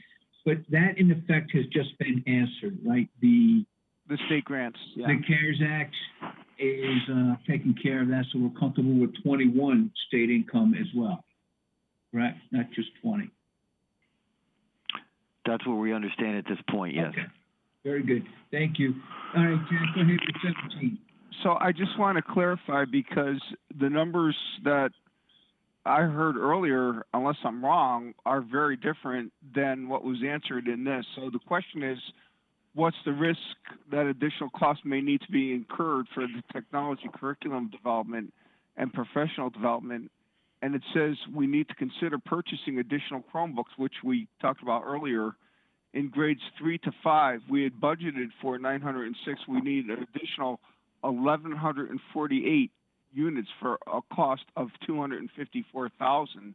That's pretty different, Mr. Cummings, than what we talked about earlier. What I mentioned earlier was essentially what we needed to do to fill in the gaps, moving into distance learning as quickly as we did. So what we needed those units for were families that didn't have computers at home to take care. The great majority of students in K-5 were covered by family computers. If one of the things that we're finding now, whether we're kind of we're going to be back in school full time for 182 days next year, or we're going to be in distance learning to start the year, or we're going to be some type of hybrid of in and out throughout the year, is that if we wanted to support, this would be a Board of Ed decision, to support going 1-to-1 in grades 3 to 5, we would therefore have to supply all those computers. We would not be reliant on the family computers, and that's why we would need an additional 1,148 units to meet the needs of the student population in grades 3 to 5. So, and this would be, you know, quite honestly, one of the advantages of the distance learning has been both the staff and the student receptivity to using technology to improve their learning, to expand their learning. So whether they're in school or out, we need to do more work on this. We need to evaluate this further. But in response to the question, I wanted to put it on the table for the board's and the town's consideration that we might be bringing this forward to the Board of Ed as an additional expense or some type of reassessment or realignment of funding in the current budget, in the adopted budget. I hope that does that answer your question? Yes, thank you. Okay. Okay. Mr. Mottola? So, Mike, would that, if you had to do that, Mike, do you think that could be a reimbursable expense because it's COVID related? If we had to buy all these extra phone books? I'm just curious. I mean, I would throw it out there. We can put it in the pile. You know, I certainly am going to put everything in the pile we can put in the pile. That's right. But yeah, I think it's possible. Again, the delineation of what's reimbursable is rather unclear at this point. Sure. Thank you. Thank you, Mr. Mottola. Mrs. Charlton? Yeah, thank you, Mr. Chairman. This was actually my question, and I posed it as a theoretical because I was trying to get to, you know, additional costs that might happen if we find ourselves in this situation again, right? So we have a resurgence of the virus, to close schools down for a month or two at some point during the next school year. But it did occur to me after I read the response that if this expense is dependent or related to a future, you know, another round of what we're going through now, we would likely also have savings, right? Because we're having savings this year, so we have buildings closed and less utilities and all the other types of savings that are occurring. So that may very well be a wash or better than a wash, but you said something that I picked up on earlier. Is this something that you would be considering even in the event of, not anticipating another round of this? In other words, is this an investment that you believe that the school system should make regardless of, you know, whether we anticipate more distance learning in the future? It is. I will tell you that it's been under consideration for the last 2 years, and we thought about it a little bit more this year than we did last year. I deliberately held off on it because of just where we were already with the budget. And you know, so I was kind of keeping it at bay, given other costs that were, more necessary. But right now, because of the circumstances where we are, once you've seen the bright lights of Paris, how do you take them back, right? So the staff and the students have really responded to this work. There's a level of excitement among our teachers. There's some trepidation, but there's a level of excitement around what they're able to do and how kids are able to access learning. So how do we find the right way to go forward, balancing that against other needs in the district? This has been pushed more to the top of the list than it had been. Gotcha. Okay, thank you. Thank you, Mrs. Charlton. Any further questions? Okay, moving on. 18, I feel, was addressed. 19, we jumped to, if you remember. So we'll go to 20. What are the updated healthcare saving predictions for fiscal year 21? There had been some changes to this fairly recently, I believe, Ms. Munsell. So can you just give us an update? Yeah, this is a moving target. I'm going to ask Doreen to speak to it. Yeah. So because of the COVID situation, the state was originally going to transition carriers for the Connecticut Partnership Plan on July 1st, but due to all this, they postponed it until March 1st and made a commitment to keep the current rates in effect for those first 3 months. So the savings to us for that time frame is about $400,000. But they also said that because the discounted savings that they were counting on would be over a 9-month period versus a 3-month period, they also expect there's a good chance that the rates could go up more than the 6.5% that they had originally told us. So we calculated that our budget has been cut $800,000 already by the Board of Selectmen to account for the 10% that they originally told us to budget versus the 6.5%. But if the rates go up as much as 8.5% for those that 9-month period, then that savings is lost. And it also does not leave us any room for any changes in classification, any switches to family coverage, or any of the involuntary loss of coverage that could happen because of the COVID-19.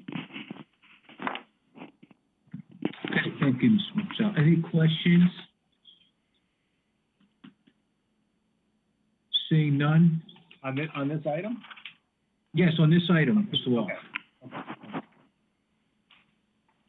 Okay, seeing none on 20. Question 21, the district's plans to hold summer school. We semi-reviewed that. So is there anything to add to question 21? You plan on holding summer school, right? The only thing I would add is beyond the special education extended school year program, we run the high school. Basically, it's a credit recovery program, and that's for 20 days in the month of July, which we're planning on holding that. Okay. Thank you, Mr. Mankuski. On number 22, I feel you addressed this when we were asking back when we were at question 19 about additional resources. So question 22, if summer school is held, will it focus on addressing deficits related to delivering special ed service via distance learning? You hope to be in the schools, right? Yes, we're planning summer school and ESY programming in the buildings at this time. 3 was answered at 19, 24 was answered at 12, so 25. Please explain how the role of paraprofessionals as well as other staff has changed during distant learning. How might the paraprofessionals and other staff role change next year, and how will that affect staffing needs and expenses? Okay. Am I muted? Not anymore. Okay. So, I'm sorry. The process of, once we knew that the paras were coming back, the administrators got together and the special ed department with input from principals on possible duties for paraprofessionals once they return to work. In terms of the special education paraprofessionals, they returned to the teachers and the schools in which they were assigned to as if school never closed. And then the teachers and the principals, determined how to deploy them best to meet the needs of the students in which they work with. And some examples I gave of that in the document. The same with the general ed paras. They were assigned, starting with kindergarten, then first grade, second grade, and third grade to support students in the development of their independent reading and their math skills, and potentially to work with LASs or the language arts specialists or the math specialist to provide students who may need additional support, that support. And again, how that support is delivered is determined based on teacher input with the administrator. In terms of staffing moving forward, I don't see this impacting staffing moving forward. I do feel that as staff becomes more competent with the use of, this kind of instructional format, that, it's going to increase opportunities in the future potentially. Okay. Mrs. Marmion?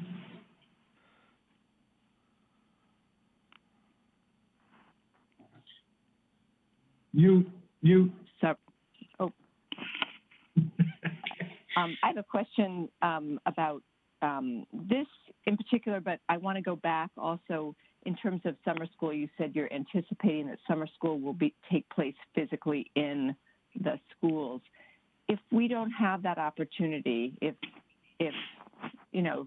shelter in place continues, et cetera, are you still going to hold summer school? Would it be distance learning for summer school? For both the high school and the special ed?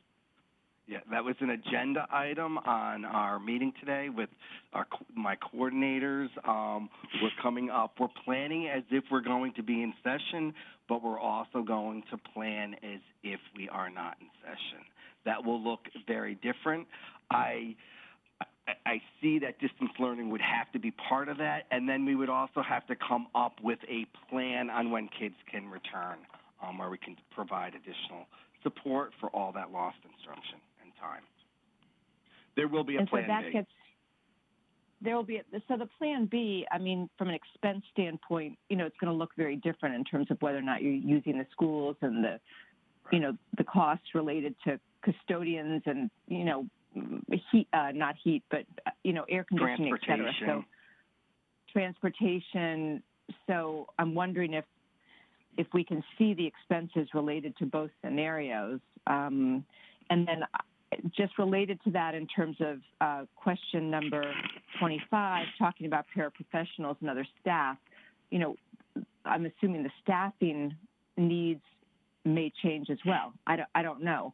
But again, in terms of how you use the paraprofessional or not, or other staff members. I think distance learning, and the longer this goes on and the more competent and confident folks come in terms of implementing distance learning and what that looks like, the longer this goes on, I think it will provide opportunities at different times, even when schools open, to utilize staff in a different way.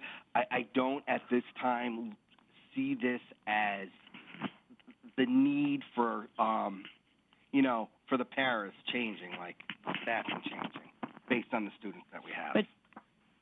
But just in terms of the numbers you gave us, we're going to actually next year's budget, I guess. But, it would be helpful to see the two expense-related lines in terms of physically in the school versus distance learning. Thank you.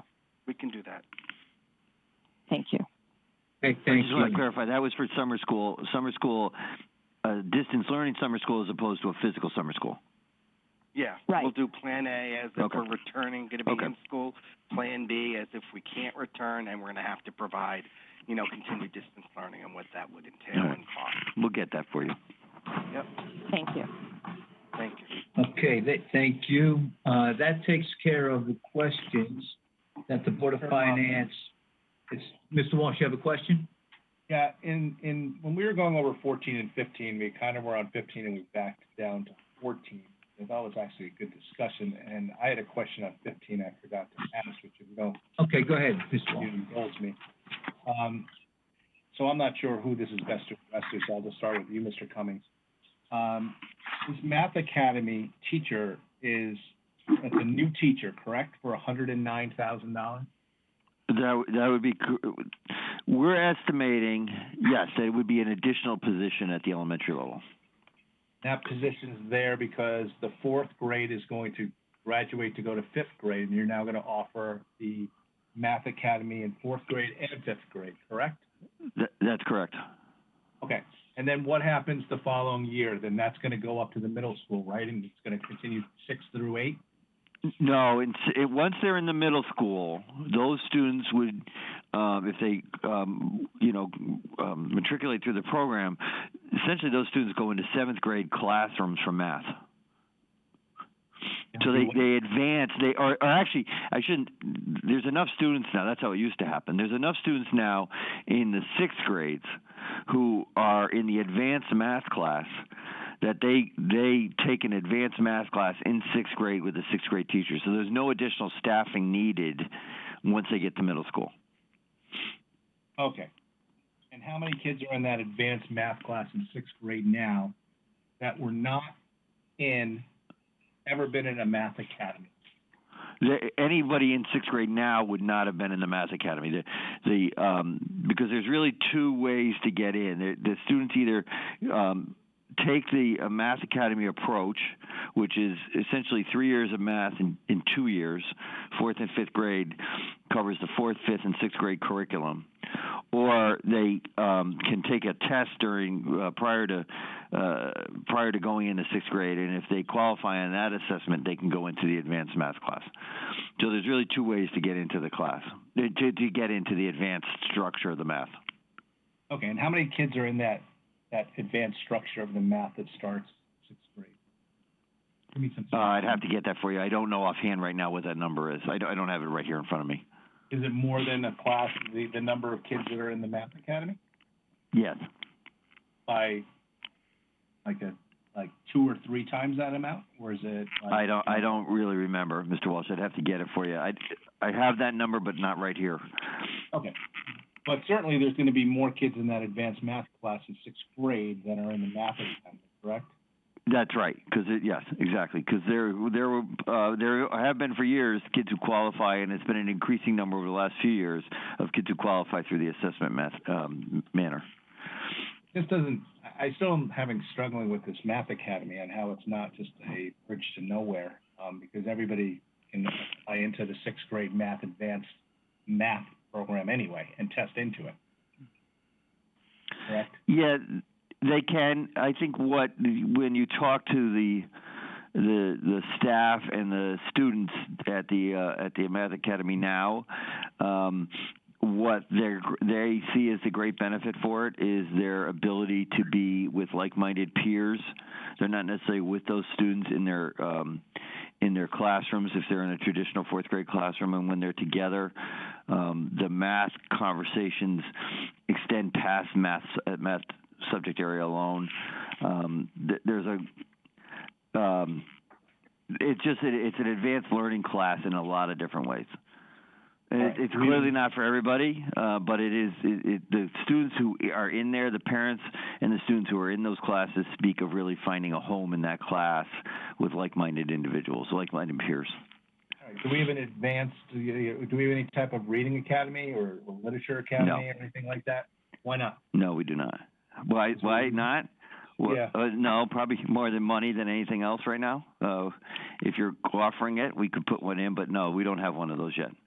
Okay, during the last time we spoke about this before the Board of Finance, a discriminatory issue popped up in that there's really not that many girls. Can you tell me how many girls are in the program right now? Yeah, there's 13 students in the class right now, and there's only 4 of them are girls. Okay. How do we get to more of a balanced? We are revising it doesn't appear to be discriminatory. Yeah. It's a concern. It reinforces this issue that boys are better than at math. Exactly.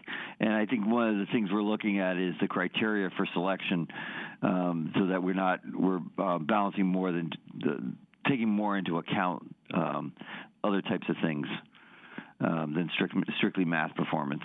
I think there's also, quite honestly, we have. This isn't an issue. Some of our program directors presented to the board a couple months ago around this. We have a reverse issue at that same grade level with English reading, where the girls are advanced. So it's something that we have to really look at in the way we instruct, I think, going back to the earliest grades. Isn't this, I mean, I just asked you the question, you don't have a literature academy. No. You're actually dedicating specific funds. In this case, you want an additional $109,000. And for, as you say, girls are doing better in reading, and there's no program for girls. So while there might be a reverse situation, there's really nothing where money's being made up to support then those girls who happen to be either more interested or better. At this point, no. All right, thank you. Okay, thank you, Mr. Wall. Can I expound on something? This question was answered in regards to initiatives in next year's budget. I just want to make sure that we aren't not adding any elementary teachers. There's 202 sections this year, and we're maintaining that. That's built into the 202, so that it's not a new position. So where's the $109,000 of additional money going to? I delineated it in the answer to this because I know that this question had gotten a lot of, this had become a topic of conversation at the Board of Education, and had gotten, I know it was on people's radar, so I wanted to make sure that we called attention to it tonight. Called attention to the fact that we're not hiring another teacher? No, just that the question was around program improvements, and that's really how it is a program improvement. But we are adding a teacher, correct? No, it doesn't change the bottom line, the FTE. But I called it out because it had been already called out, and I just wanted to make sure that we gave it its due tonight.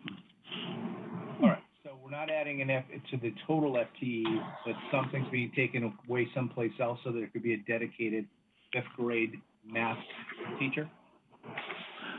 There's no net change. What happened, for example, this year, Mr. Walsh, when they added the 4th grade section, enough students came from one of the elementary schools that they were actually able to reduce the section at that elementary school. So there was no net change in the FTE when they added the 4th grade math academy. What school was that? That was Dwight.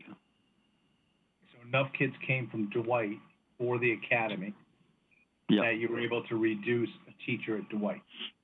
Yes. Okay. And is that going to continue with adding this 5th grade teacher? I don't know. It depends on where the students come from this year. If we can actually even reduce the section, it would all depend on where the students come from. Okay. Thank you.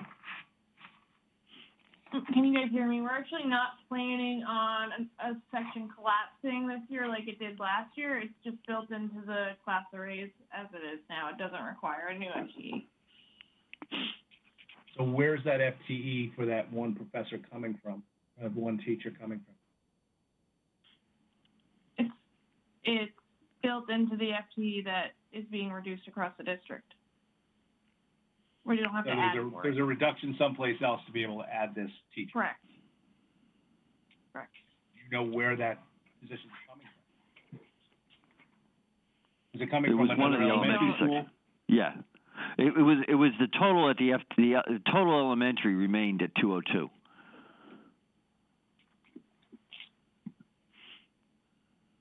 You don't know. I'm trying to figure out. So I understand the total's 202 in the elementary. So that had to come. You had to reduce one from someplace else. Where's it being reduced from? Pages 132 to 135 of the budget book show the distribution of elementary teachers. and which is based on projected enrollment for next year. So that shows the shift from grade to grade and school to school. So I see, for example, Dwight on page 132. Last year it was 14, and now you're going to reduce it by another teacher to go to 13? Yeah, 13 sections. You see in those areas in pink on those pages, Yeah. you'll see like right below that, Holland Hill actually goes up a section. Jennings goes down a section as you go down the down list. a section. Yep. Yep. And McKinley goes up a section. Yep. And I guess the big one is Osborne Hill's going to go down 2 sections. Yeah, that's correct. So at the bottom of page 135, 135, you'll see the net 0 sections. Okay. So now I see what my answer to my question is. Really, it seems like Osborne Hill has the biggest decrease. Okay. All right. Thank you. And just so you know, since we're on this, Mr. Walsh, I just want you to be aware, this is what we project. Dr. Jones initiated this when she was here. We don't add sections. In the past, sections were added throughout the summer. We now wait until late August, really, to make sure that we have the enrollment. We don't do it on the fact that it looks like some kids are coming in. We make the teachers, the principals have to call. In any grade level that looks like it might need to add a section, the principals have to call and confirm that everybody who's on the roster is actually coming back, that nobody's moving away. So we've held back on adding teachers over the last couple of years. That it didn't happen in the past because we're far more cautious and late in the process to make sure that those kids are actually on paper, are really going to show up. Okay. So these are just budgeted sections. Right. They're based on the current enrollment and the projected enrollment, and we'll continue to monitor that through the summer. We're monitoring kindergarten registration even now during closure. We'll have to make sure that those numbers stand up. Thank you. Okay, thank you, Mr. Walsh. Any further comments, questions on the 25 questions? Okay, before we go to the book, just one point. We did receive a document on a non-lapsing account from Mr. Cummings and what it's used for. And, the Board of Finance's role with the non-lapsing account. So, Mr. Cummings, is there anything, or Ms. Munsell, anything you'd like to point out specifically about the non-lapsing account? I would say that, I worked in a district that has used non-lapsing accounts in the past. This really requires the legislative body of the town, and some of that, I think, has to be determined by the town itself, who in the town of Fairfield would be that authorizing agent, as it were. It starts with the Board of Ed request. But essentially what it used to be that the state allowed for 1% of a budget to be carried over into the following fiscal year for expenses, and they upped that to 2%. I understand right now, given the conditions that we find ourselves in, that their districts are looking to the state for some relief around that they'd like it actually to be a higher percentage than the 2%, again, given where we are. So that's a conversation that either has to come from the legislature, or I suppose the governor can executive order that. But at this point, we are going to be pursuing this with the Board of Ed and then bringing it forward through the proper channel. So we're going to be we're going to have to develop guidance around how to do that. Okay, thank you. So we'll have to just keep the lines of communication open then as we move forward. Okay. Absolutely. Okay, so that covers the questions. Here's what Mr. Mr. Brown, DeWitt. can I just ask a question about what that would be used for? So I guess I'd like to ask Mr. Cummings, so are you talking about that you would move some of this $2.5 million into, if it was to pass through the town bodies, however that's determined, into a non-lapsing account, and you would use those funds to pay for like some of the special education costs that you have coming this summer and things like that? That's correct. And like, what kind of things would you be looking to cover? I mean, other than, you've identified the special education summer session costs. That's like an abnormal thing. But like, what other things would you be looking to cover? I think what we'd be looking at is the potential to cover some salary, if there's salary reductions are coming. It depends really on where the Board of Education would make its reductions, and of course that depends on where where the reduction amount. The thing that initially prompted this conversation was special education costs. Not only the cost of summer school, but if there was going to be even compensatory services required during the school year, if we had to look at an extended school day, for example, for some students. The other possibility is technology. If we're going to be, we have a better sense in a month of how long this is going to go on or how long it might continue to reappear, technology might also be an aspect of this that we'd have to look at. So those are the two big ones that jump out at me right now.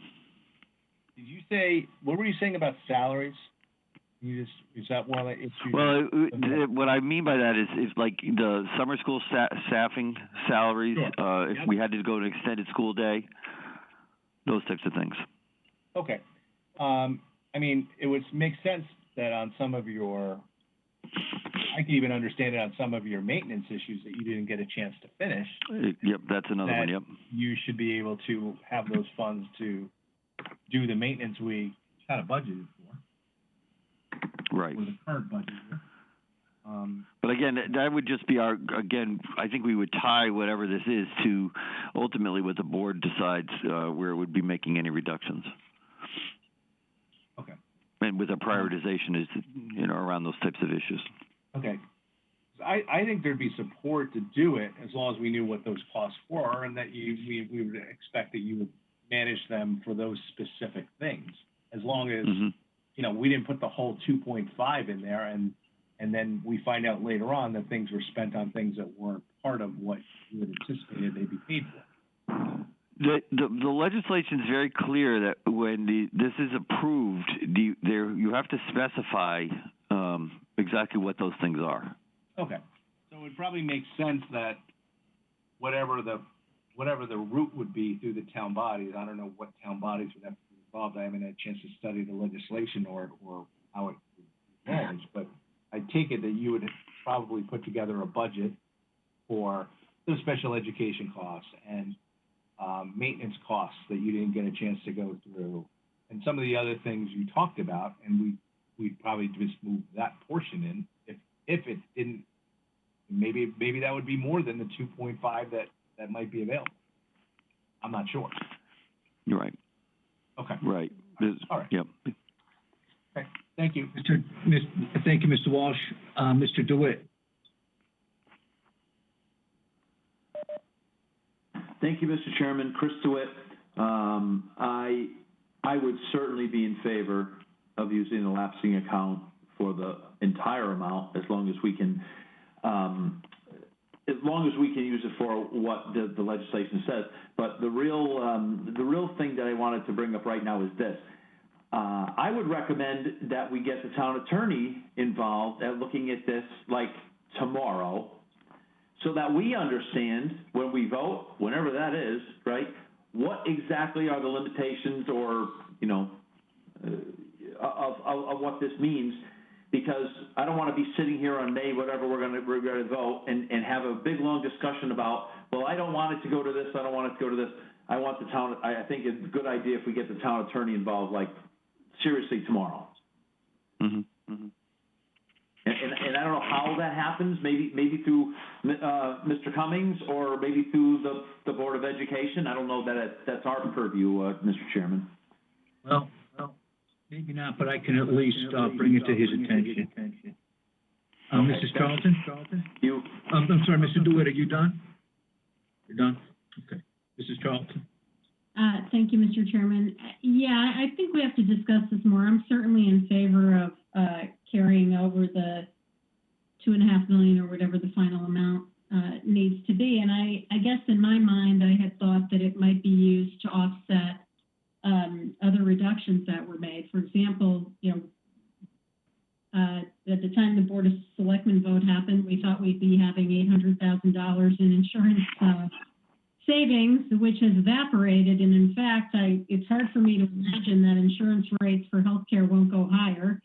So, that was going to now be a straight operating cut that the Board of Ed had to take. So, I mean, I don't think this is a discussion to figure out right now, but I just philosophically, this is a tough year. We're going to be looking for, ways to, reduce money that we have to raise, meaning taxes, and being able to carry this forward to address other costs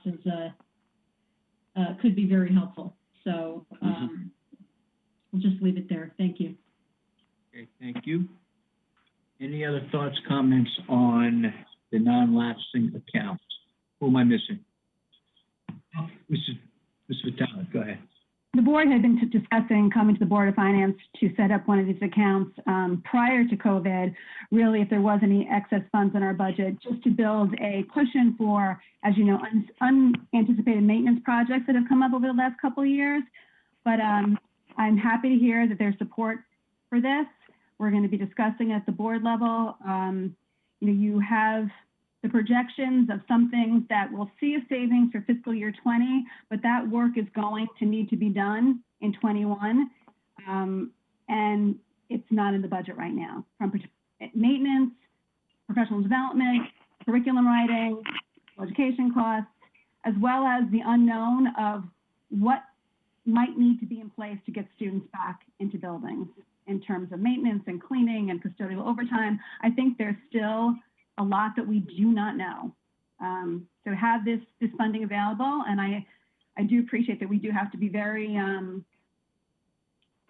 concise and methodical in what it's going to be used for. It's not a free-for-all, but I think that we could work with you and the town attorney to get that sooner rather than later. So thank you. Okay, thank you. I like your last sentence. That we need to get specifics. We need to learn a little bit more on how this account works, and exactly how the money's going to be used. Whatever we have to go through, so we do this right legally, and we cover our bases. So when the Board of Ed, let's try and get a timeline here.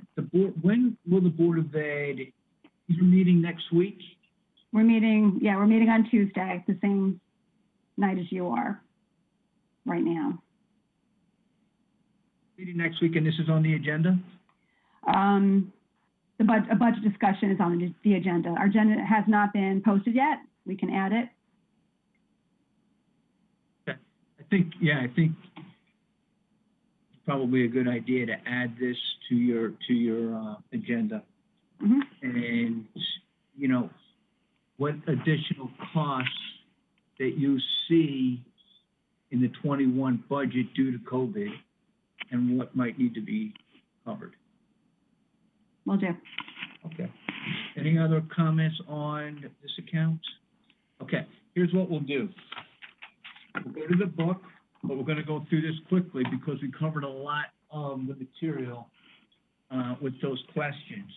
And the questions and the answers. So, on page, this is the Board of Ed proposed budget. On page 12, there's the income, okay? It's laid out for us. We reviewed it, but just want to make sure that there are not any questions on income. The education cost sharing, special education excess costs, 3.5 million. Any questions on income? Okay. Seeing none, let's just go to page 21, and we have the budget executive summary in front of us.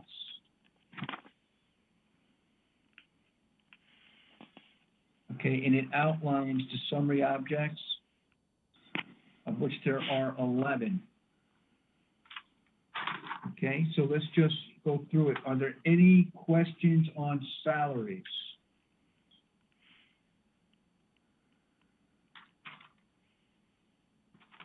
Seeing none, are there any questions on the benefits?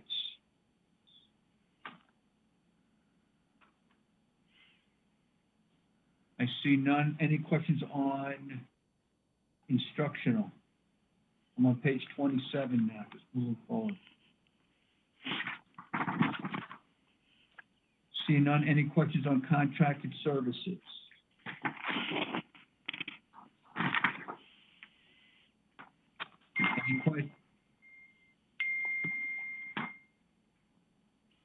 Any questions on transportation?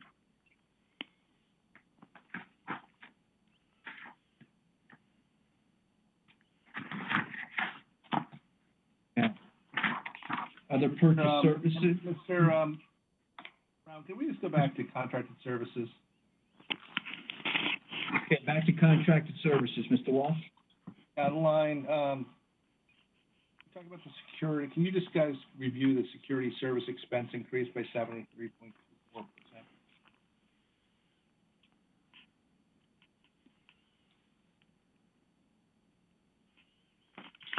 Angeles, do you want to take that one? It's on the bottom of 29. This whole this A-phone replacement program, can you explain a little better what that's all about? The airphone replacements, those are the phones that introduce people at the front doors of the building. They're getting to the end of their life cycle. The cameras are becoming harder and harder to actually ID the people at the door. So we're looking to start a program to start replacing them as the oldest become unusable. Okay. And how old are those? I have to get the actual date of when they started putting them in. I thought they were only like 5 years old or something, right? Some of them, and they are still good, but some of them are a bit older than that. I can get the dates exactly by school. Are you replacing all of them or just some of them? No, that would be some. We're just starting the program. And eventually we would replace them all, but just starting with the oldest ones first.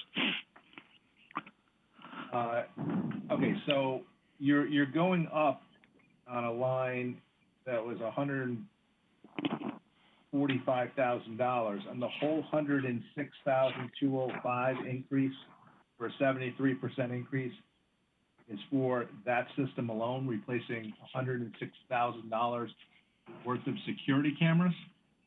No, that's the security entrance cameras, the security cameras. It's also the increase for the guard greeters with the new contract for the greeters at the 2 high schools. Explain that. What is that? We have the the uniformed guards that sit in the lobby at the 2 high schools. Yes. That identify. So there was an increase with the new bid on their contract. And how much did that go up? I have to get the actual number of what the new bid was. Okay. So these are these armed guards? I'm sorry, what was that? Are these armed guards, or what are these guards? No, we do not have armed guards in the buildings other than the police officers. These are the actual guards that sit at the 2 high schools. When a visitor comes in, they scan their IDs, which runs it through a program to make sure they're allowed in the buildings, and then gives them the pass to be in the building. With the new bid, I'm sorry. I'm sorry. So then you continue on. I'm sorry. So with the new contract, we increased their services a little as well. Under the old regime, we added the service that they now are going to be taking tours of the building as well as sitting at the front lobby. So they're going to be up and moving through the building, along with sitting at the lobby entrance. Okay. And that service is for, you feel like you need a better control of the security inside the school, so you need this guard walking through the school? So the guard is really, they're going to walk through the school. It was something that we were asked to put in the last bid when it went out, so we did add it to the bid.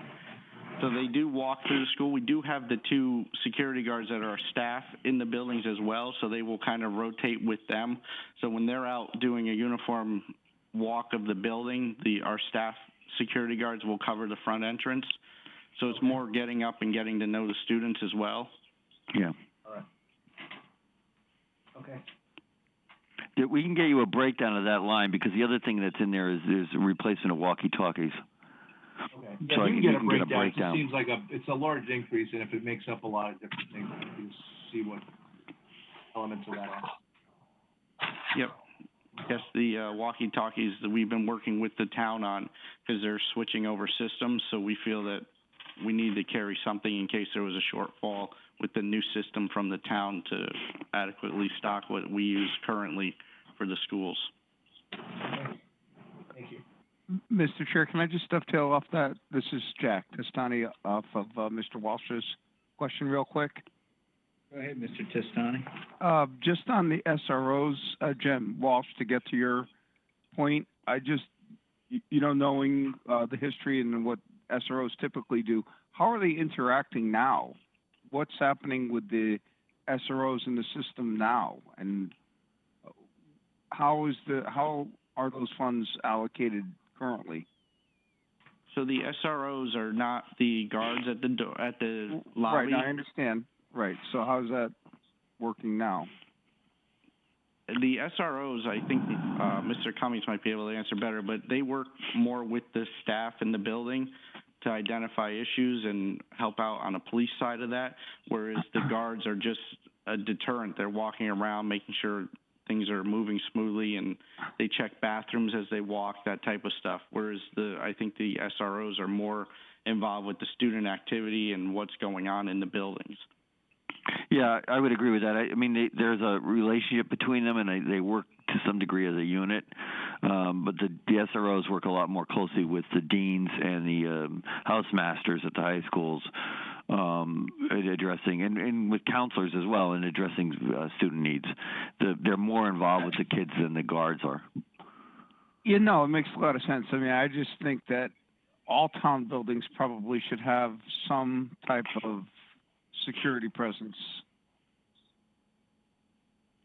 Okay. And my understanding is that the very, town buildings don't have any when it's non-COVID environment. Mm. Thank you. Thank you, Mr. Chair. Okay, thank you. Moving on back to transportation. So just an increase of $470,000. This is the same company that we're currently negotiating with. Correct. Yes. Okay. Very good. Any questions on tuition? Can I just ask a transportation question? Is that a large increase this year for 5%? The increase is mostly for special ed transportation. Okay. And is that out of district transportation? Yes. Okay. Last spring, we went out to bid for out-of-district sped transportation. So, and when that contract was awarded, we had already built this year's budget. So that's one of our shortages this year, and that impacts the budget next year. Okay. All right.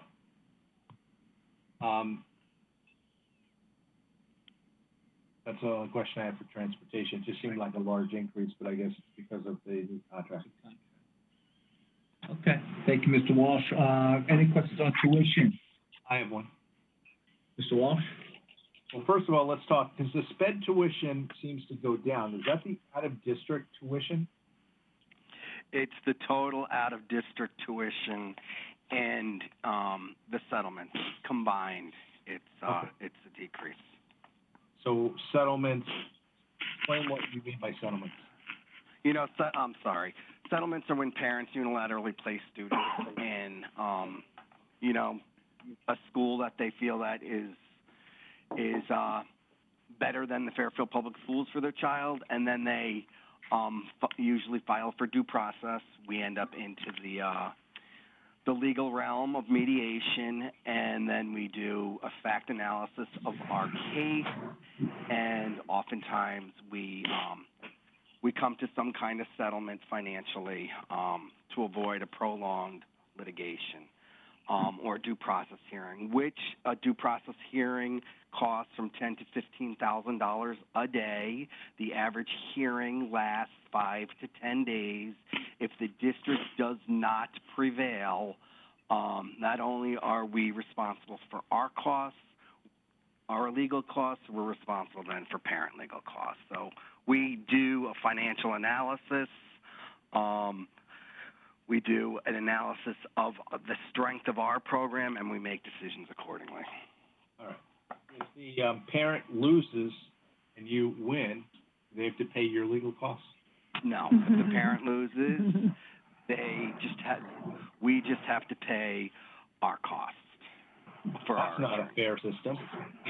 It's not a fair system. It's a very frustrating system at times, especially when we feel we have a strong program, but the cost of sometimes defending that program would be more than double of what a settlement or a tuition would cost.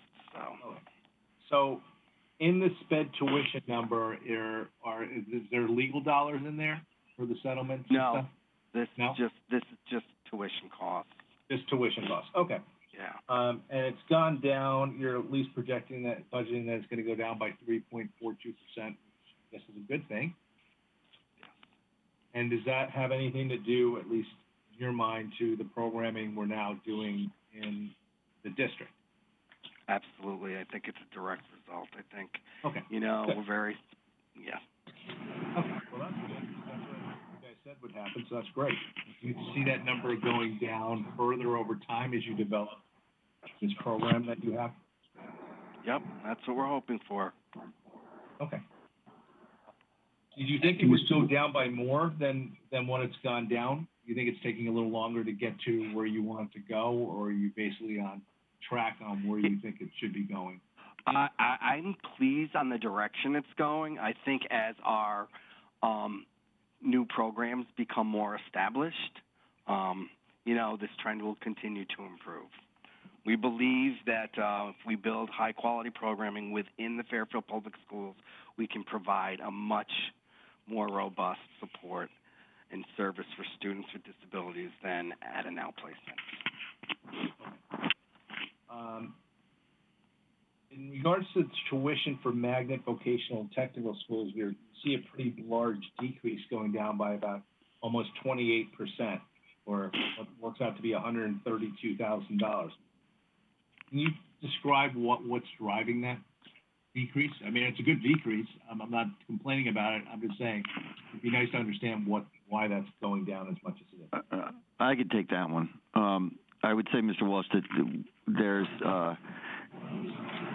without calling anybody out, there's been a decrease in at least the perception of the quality of some of the the out-of-district magnet programs.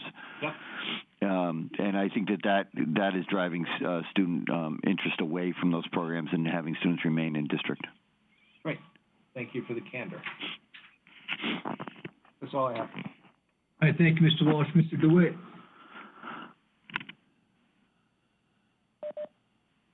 Thank you, Mr. Chairman. Chris DeWitt. Mr. Mancusi, when was the last time special education tuition went down year over year? I'm 31 years in, and it usually doesn't Never. I'm really, listen, I know Mary LeClaire cringes when I say this, but why would you ever think to put a reduction in this number? I mean, seriously. I mean, for less than $200,000, we get, and it's not a reflection of the whole thing, but we get burned on this number every year because we never hit it.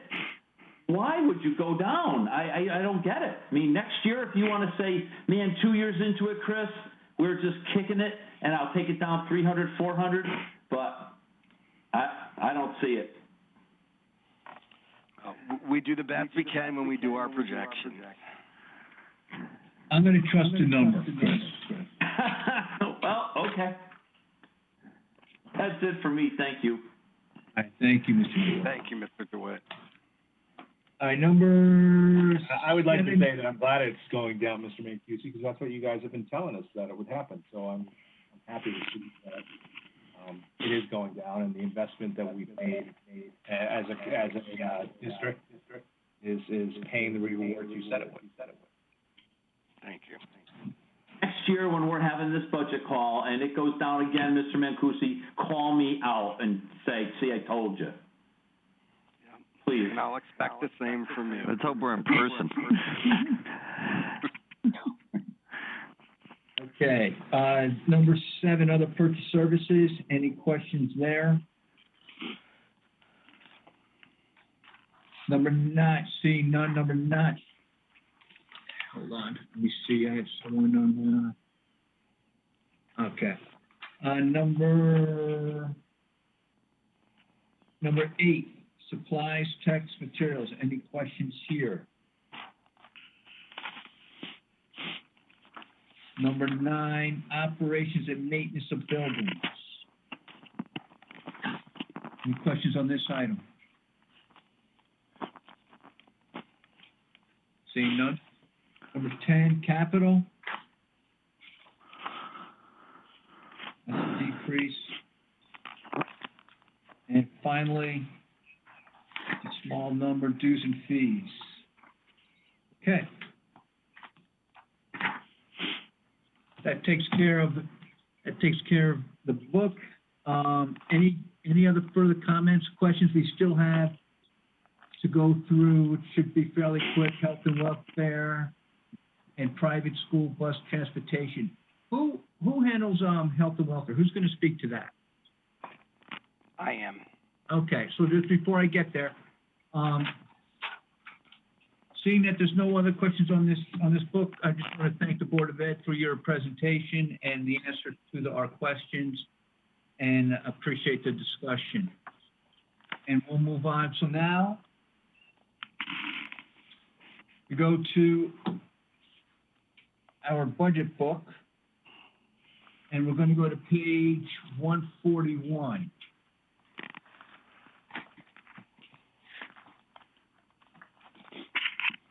Okay.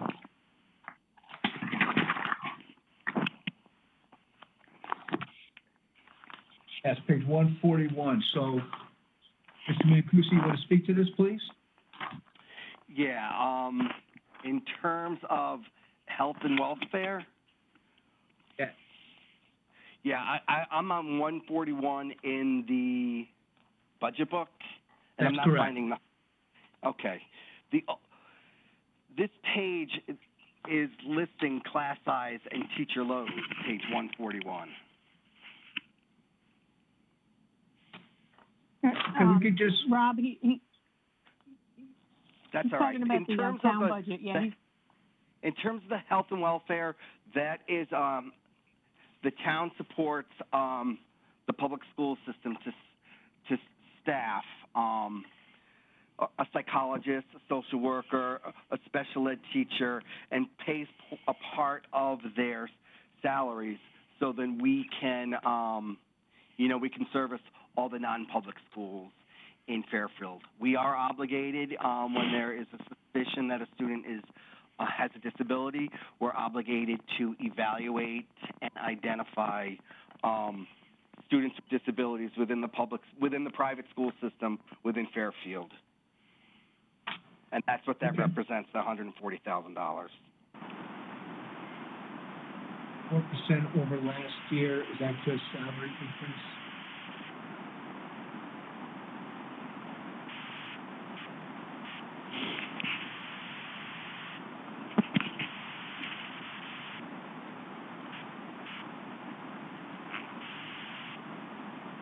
I'm hearing wind.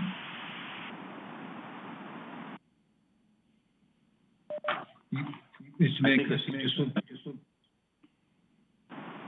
you're just looking that up?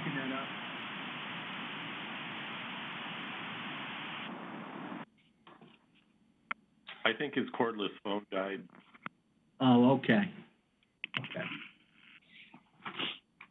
All right, let's, he's trying to figure that out. Who's going to speak to private school bus transportation, page 139? We are coming back to this, though, when he gets back, right? Yes, we'll come back to it. Okay. she speaking to both of them, Mr. Cummings? No, Doreen, are you taking the transportation? Yes.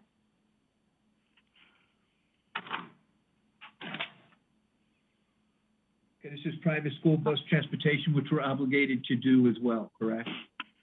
Correct. And it's based on, a new bid. I apologize. That's okay. We'll come back to you. We'll come back to you, Okay. because we just jumped to, private school bus Phone died. transportation. That's All right. okay. All right, Ms. Marcel? It's based on a new bid and, with the, same company that we currently use for student. There was talk at the Board of Selectmen meeting, there was a change in fuel pricing. I'm not sure if they reduced their budget, based on that, but, we do have an issue of, fuel that we committed to for this year that we did not use that may impact that, so. Okay. Okay, any questions on this item? Yeah. Mr. Chairman? Yes. Just real quick, Ms. Munzel's correct. The Board of Selectmen reduced this budget by $26,414. I was looking for that. All right, thank you, Mr. Dewan. Very good. Any questions on this? Yes. Was that you, Jim? What is Park and Rec summer fuel?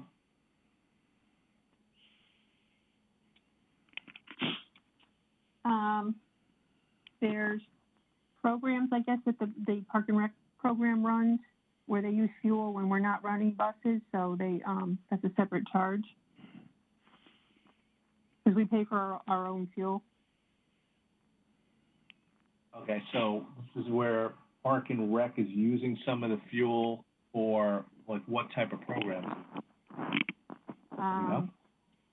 That I'm not sure. I think I know. Hey, Jim, Mr. Chairman? Mr. Mottola, go ahead, if you can answer. I think, Jim, it's for like, during the summer park and rec programs, they'll take school buses on field trips. I think that's what that's for. But I could be wrong, but I think that's what that's for. All right. That sounds right. Is it, why, I mean, I guess my question is, why is it going up by almost 50%?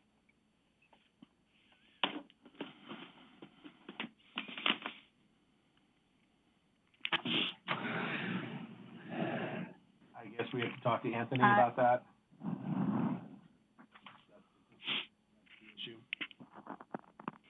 One is an answer, so because it's Park and Rec. I'd have to find out about that. All right, if you could find out about it, because it's kind of a large increase, it's 50% increase, basically, 40%.